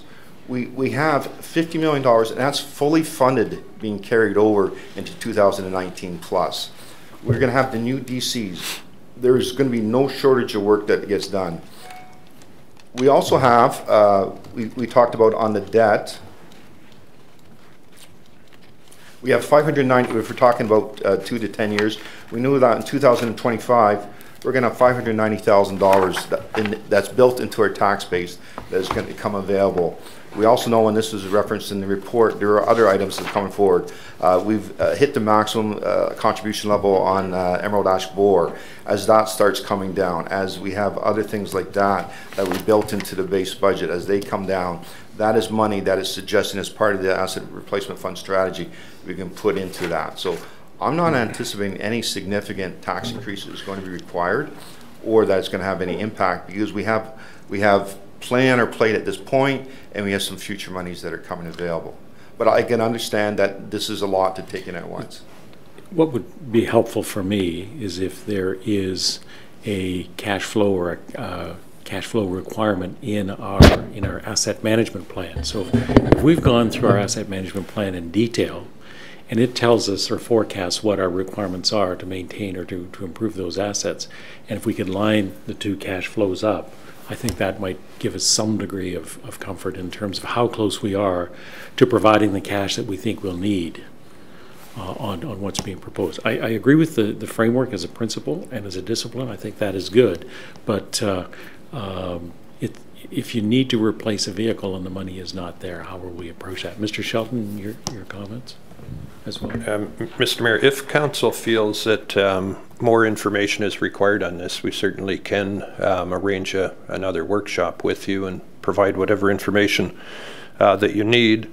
Part of that could include the process for prioritization, and also maybe some sort of impact analysis, and to ensure that there is a check and balance in on an annual basis to ensure that your tax-supported asset replacement program is not suffering, you know. And what do you do to the question, what options do you have in the event that you need something done, you know, which can occur, and the points that the treasurer has made can be factored into that as well, what that looks like on that cash flow basis. So we do understand it's a lot to take in one meeting, and then to move into this afternoon to look at approving that policy. So we'll leave it with Council as to the direction that you'd like to provide us with this afternoon.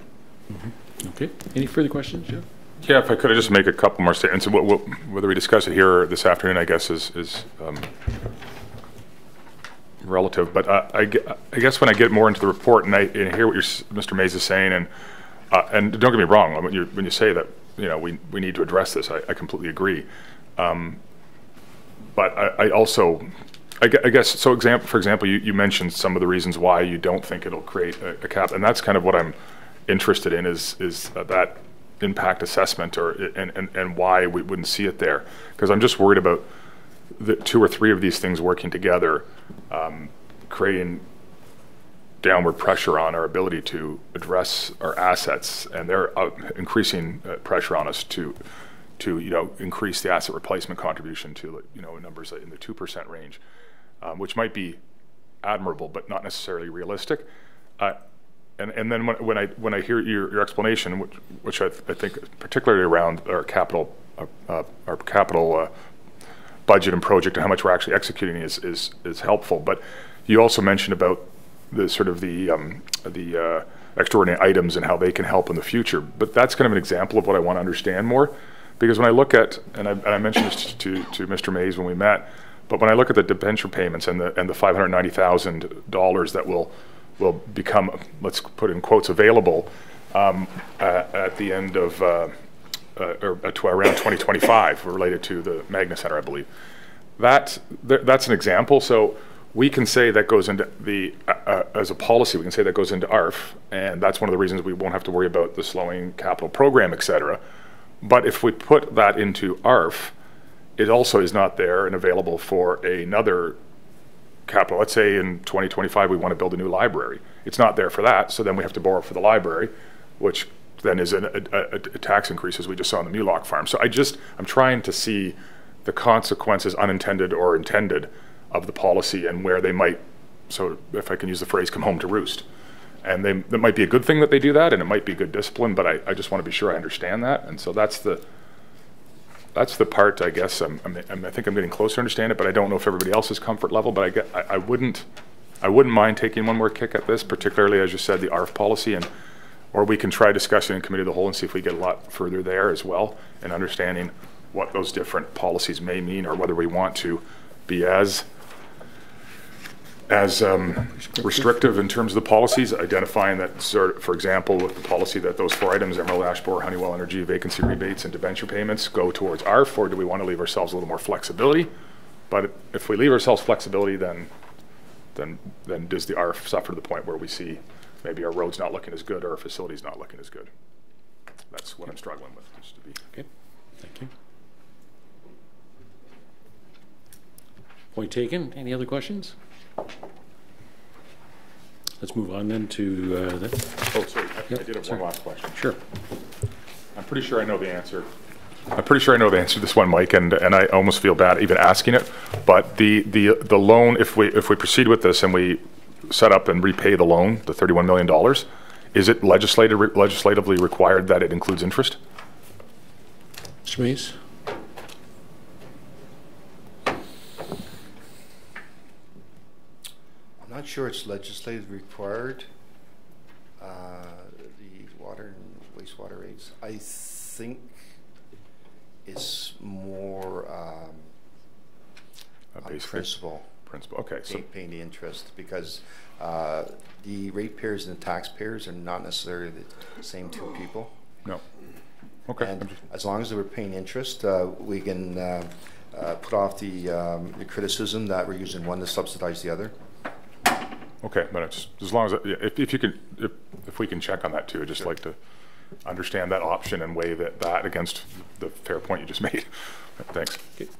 Motion then to receive this presentation.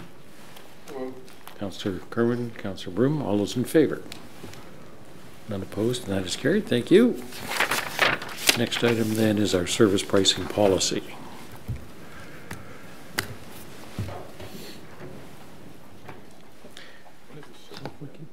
If we can see a cash flow on the asset management program, we have a reasonable idea. Okay, thank you. Councillor Kerwin? Yes, just a courtesy to our presenters and to my colleagues.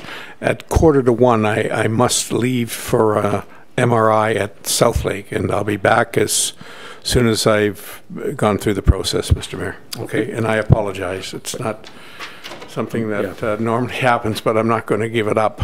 No, I don't anticipate it'll interrupt this meeting. It may influence your arrival at the next. Okay, thank you for letting us know. Mr. Mays. Mr. Mayor, before I start, could you advise me of how long I have on the schedule? This was to go to noon. Was it?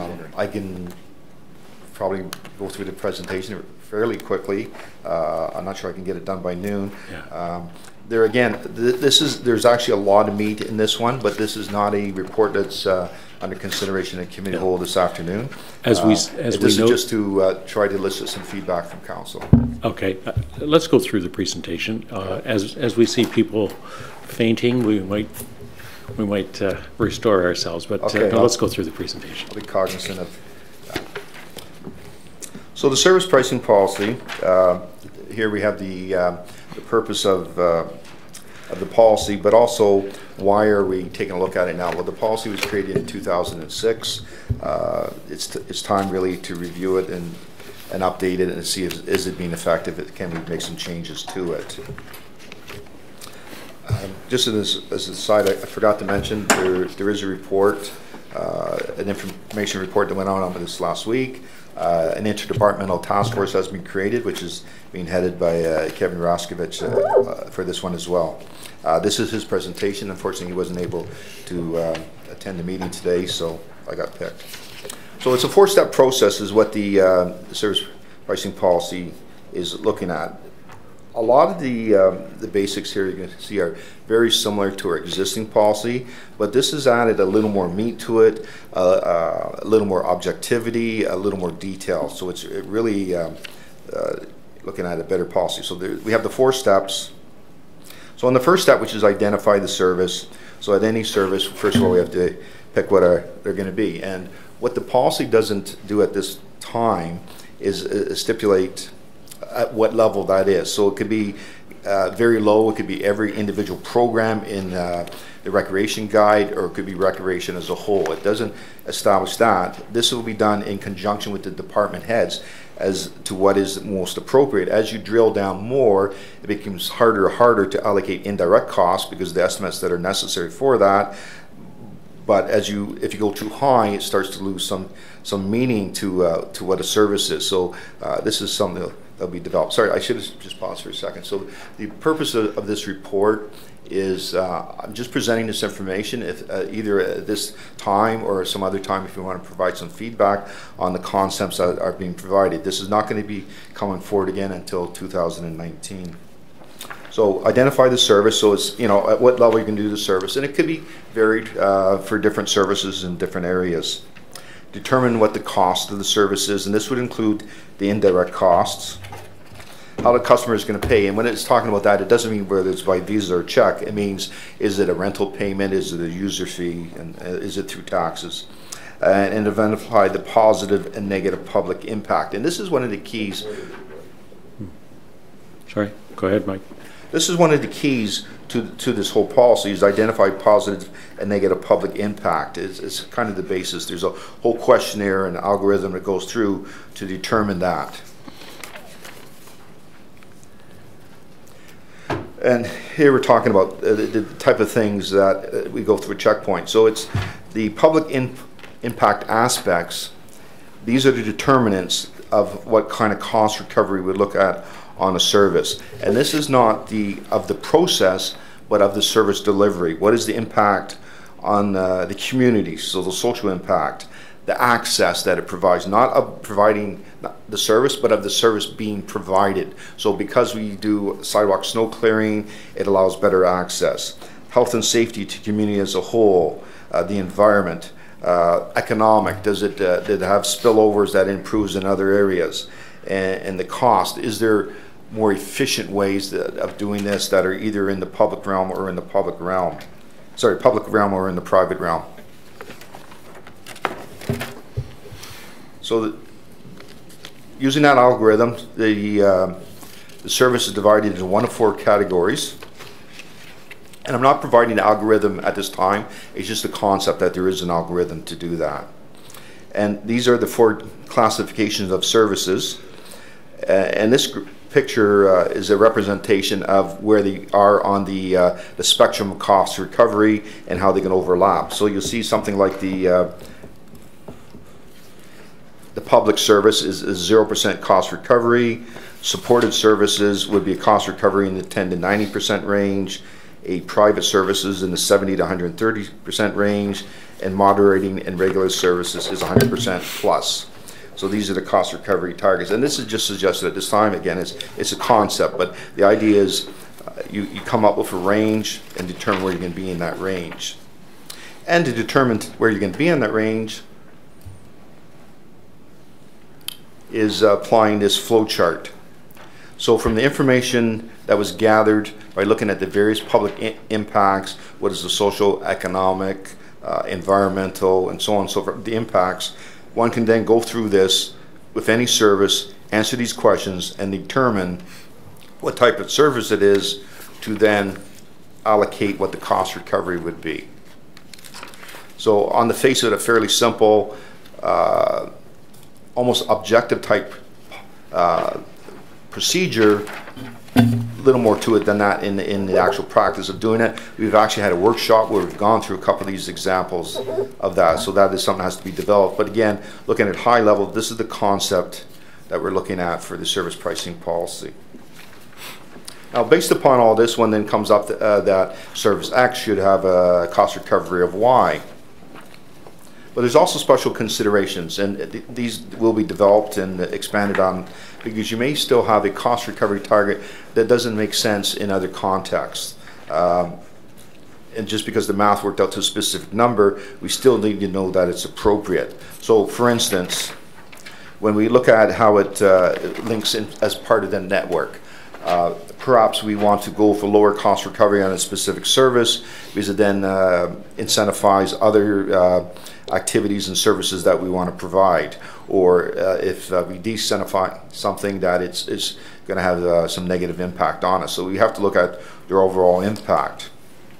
One of the special considerations that is not under consideration to be inclusion is, in the past we've used age-specific exemptions, and from some of the demographic economic information we have, this is looking at the poverty, amount of poverty through the different age groups. You'll see that the subsidy towards seniors is not as necessary as it has been in the past. If you reflect back, we did a report 2 years ago called Aging in Place, and it addressed this as well. So this is something is not being considered as a special consideration. And there's other special considerations going on as well. So as you saw so far, step one, identify the service, work out what the impacts are on the community as a whole.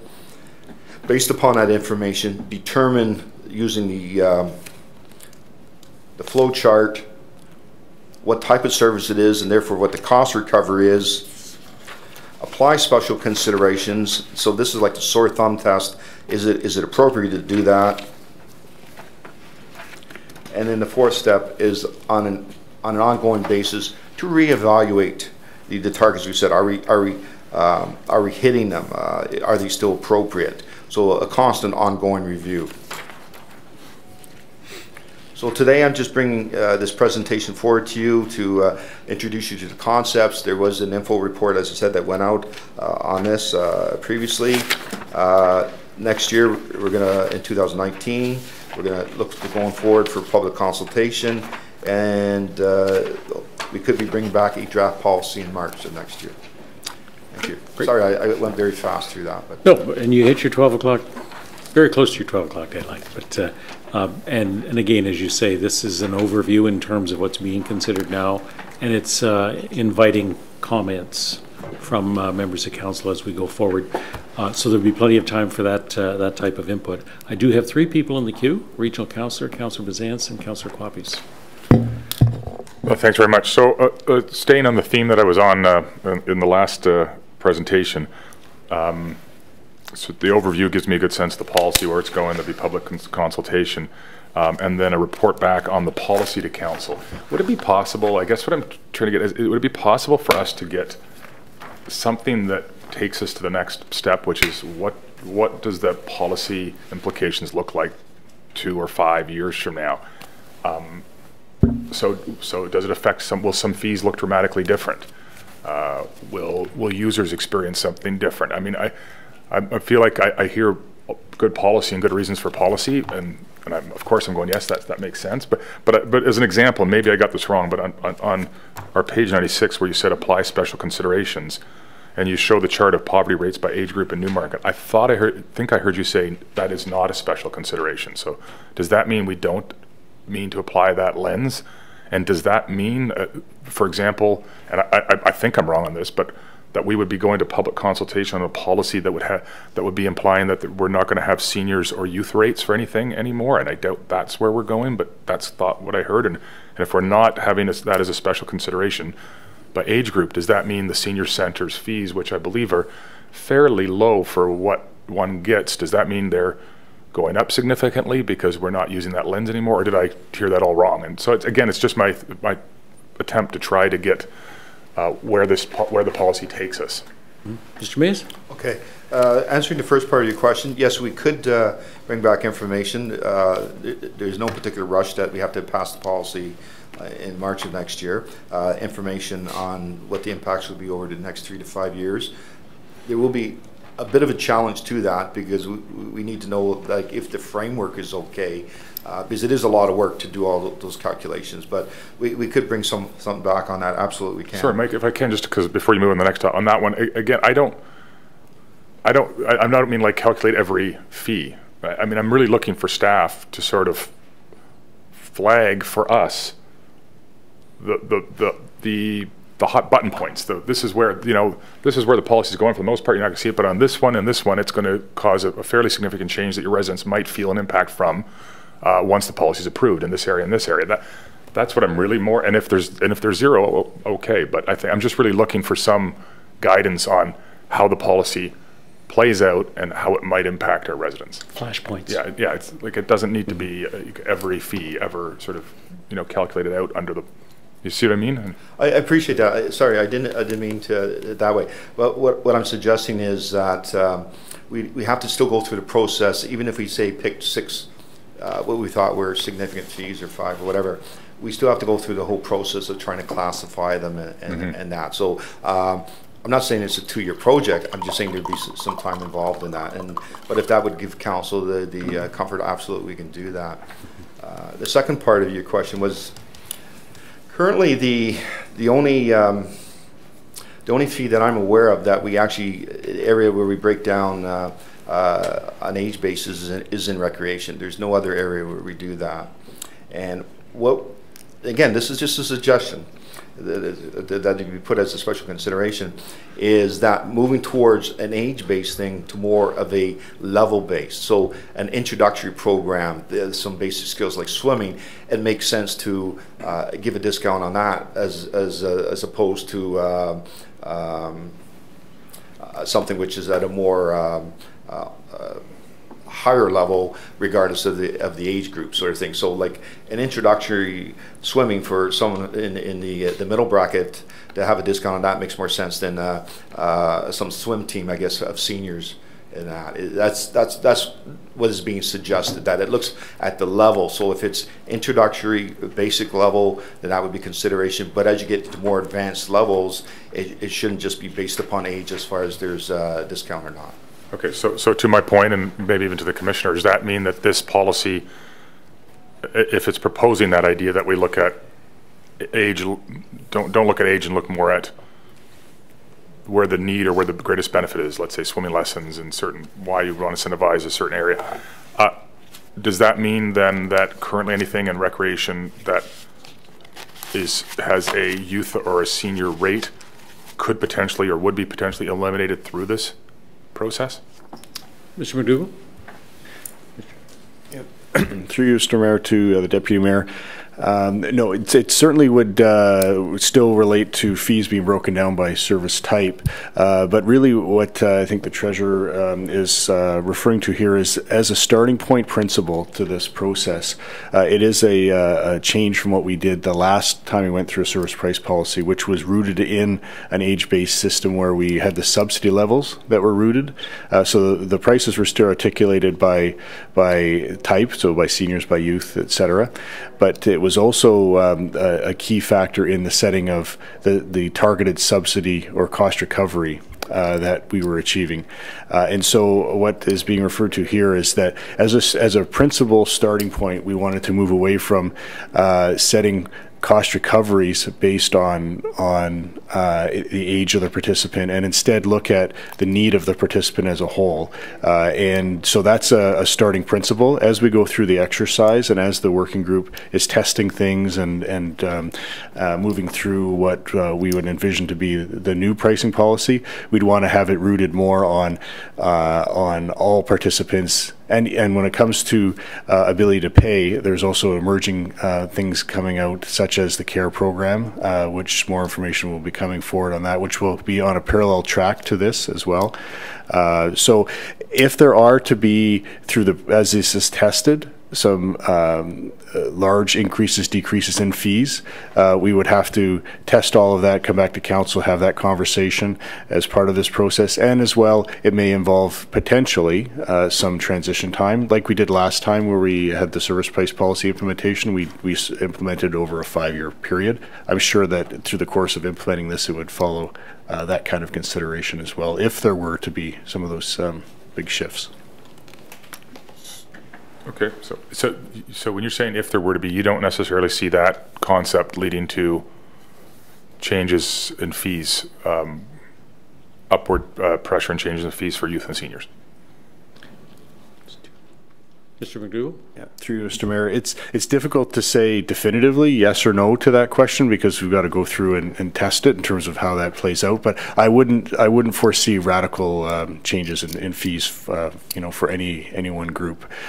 As an example, in the current service price policy that we've had, the targeted cost recovery for seniors and for youth was 40%, and for adults it was 70% as the minimum. And so what we're proposing here as a starting point principle is let's move away from that and just figure out what that is to be across all of those areas, treat all of those user types the same. So what you might see is potentially cost reductions for adults, but we'd have to make sure if we're doing that, we can do it in a financial way that we're not causing too much strain to the taxpayer as a whole. So. Okay, I'll make my final comment. When you go to public consultation on this, no matter how many times I hear you explain it, I still hear the potential for, you're saying, no, I don't see that happening, but every explanation, I'm just being honest, sounds like, but yeah, I still hear potential increases for youth and seniors. That's what, and so when you go to the public, I think that's how people are going to receive it. So if it's not necessarily intended that way, I think we have to be pretty explicit about how it would work if not. I don't know if others heard it that way, but that's what I just, even when you say at the end, well, maybe adults will come down. Well, then if it is an impact on the taxpayer, that means youth and seniors goes up. It doesn't necessarily mean that's the way it works, but that's how it sounds. So I think when we go to public consultation, this could be, I'll predict this will be a spot that gets some attention, and managing how that's received, I think, will be important. And it may modify the extent to which we want to recover some of those costs from the general tax base. So all of that, and I view this as a discovery process as we're going through, and as we learn, I think then we have to come to the conclusions or get to the conclusions in terms of what's the impact, and then that becomes the discussion for council to give some consideration to. But yeah, it'll get a lot of attention. Councillor Bazance. Thank you, and thank you very much for the report, Mike, as well. I had similar comments to what Regional Councillor was speaking about, and also to just suggest that when we're looking at any kind of sort of modification, if that was the intent, that certainly poverty line is not the only factor that you would be considering, because I think that the latest statistics data shows that York Region has actually a higher percentage of seniors who are better off than other parts of the province. However, of those who are at the poverty line, which is about 18%, it's also one of the fastest growing demographics in York Region. So right now, yes, there are more seniors who are better off, but the proportion of seniors who are not well off is growing faster than any other age group. So, we have to be cautious, I think, in terms of how we look at demographic data and then making policy decisions from that. But the other question I had, that I got a little bit lost on, perhaps because there wasn't a specific example, is when you talk about the getting into the moderated or regulated services and increasing the proportion of service fee versus what is subsidized. The report talks about a good and a bad, and the bad being anything with negative value in the marketplace. And I was just curious as to what bad services would we be offering, and if they're bad services, why are we offering them at all? So maybe that's a bit of a naive question, but I was a little lost on that. Mr. Mace? Okay. Before I answer that question, I just wanted to address the thing on the demographics. We're not at any time suggesting that people below the poverty line, we're not going to assist them. We're suggesting that if it's 18% or whatever percentage is, where it's not even the majority, that special consideration out of the pricing be taken, and the commissioner referred to like the care program and things like that, that we do the same thing on taxes, we do the same thing on water rates. We don't set those rates based upon a certain part of the demographic. We put up for everyone, and if anyone needs special assistance, then we would deal with them on that basis. That is the concept we're doing here. As far as the good and bad is concerned, yeah, perhaps not the best choice of words, perhaps positive and negative, which still doesn't sound much better. It all comes down to these public impact aspects. So is it having a positive impact on the community as a whole socially, or is it negative? Equality, health and safety, environment, all that. That's all based upon a rating score, and the algorithm, we haven't provided the algorithm or the formula for how that's done. That's still being developed, but the idea is going through these 6 factors, we'll come up with a score which could be either a plus score or a minus score, and that's where it was talking about the good and bad. So that would then determine which one of these service classes you would end up in, going through using this flow chart, and where in that group it would be. That's all I was talking about. So I apologize. The word good and bad were probably not good words. But if I may, Mr. Mayor, I'm still a little confused about, what kinds of services that we are currently providing that in the future with this policy we would want to be discouraging. Because maybe that's what the discussion needs to look at is are there any services that perhaps we shouldn't be in the business of providing at all, as opposed to looking at a pricing formula to deter people from using that service, if that makes sense. Okay, a couple of services. One would be solid waste. We're not suggesting that we should get out of the business of collecting solid waste, but we would like people to recycle more. So that would be an example of something we don't want to incentivize people to put out more garbage. We want to incentivize them to do more recycling.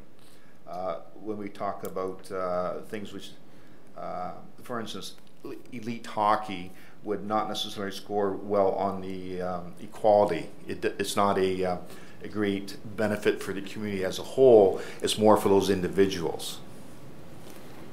So this is not talking about getting out of any of those businesses.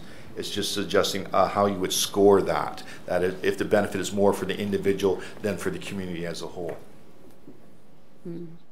I still think that that's something that would need to be better defined and looked at in that sense, because one could argue that if there is an elite hockey group that had the resources to pay for arena time, for example, or ice time that wasn't otherwise being used, that there is a benefit to the town and community if they are paying for it and using something that otherwise would be sitting unused, provided that they do pay the cost recovery portion of it. So I wouldn't characterize that as a negative activity or a bad activity, but just perhaps the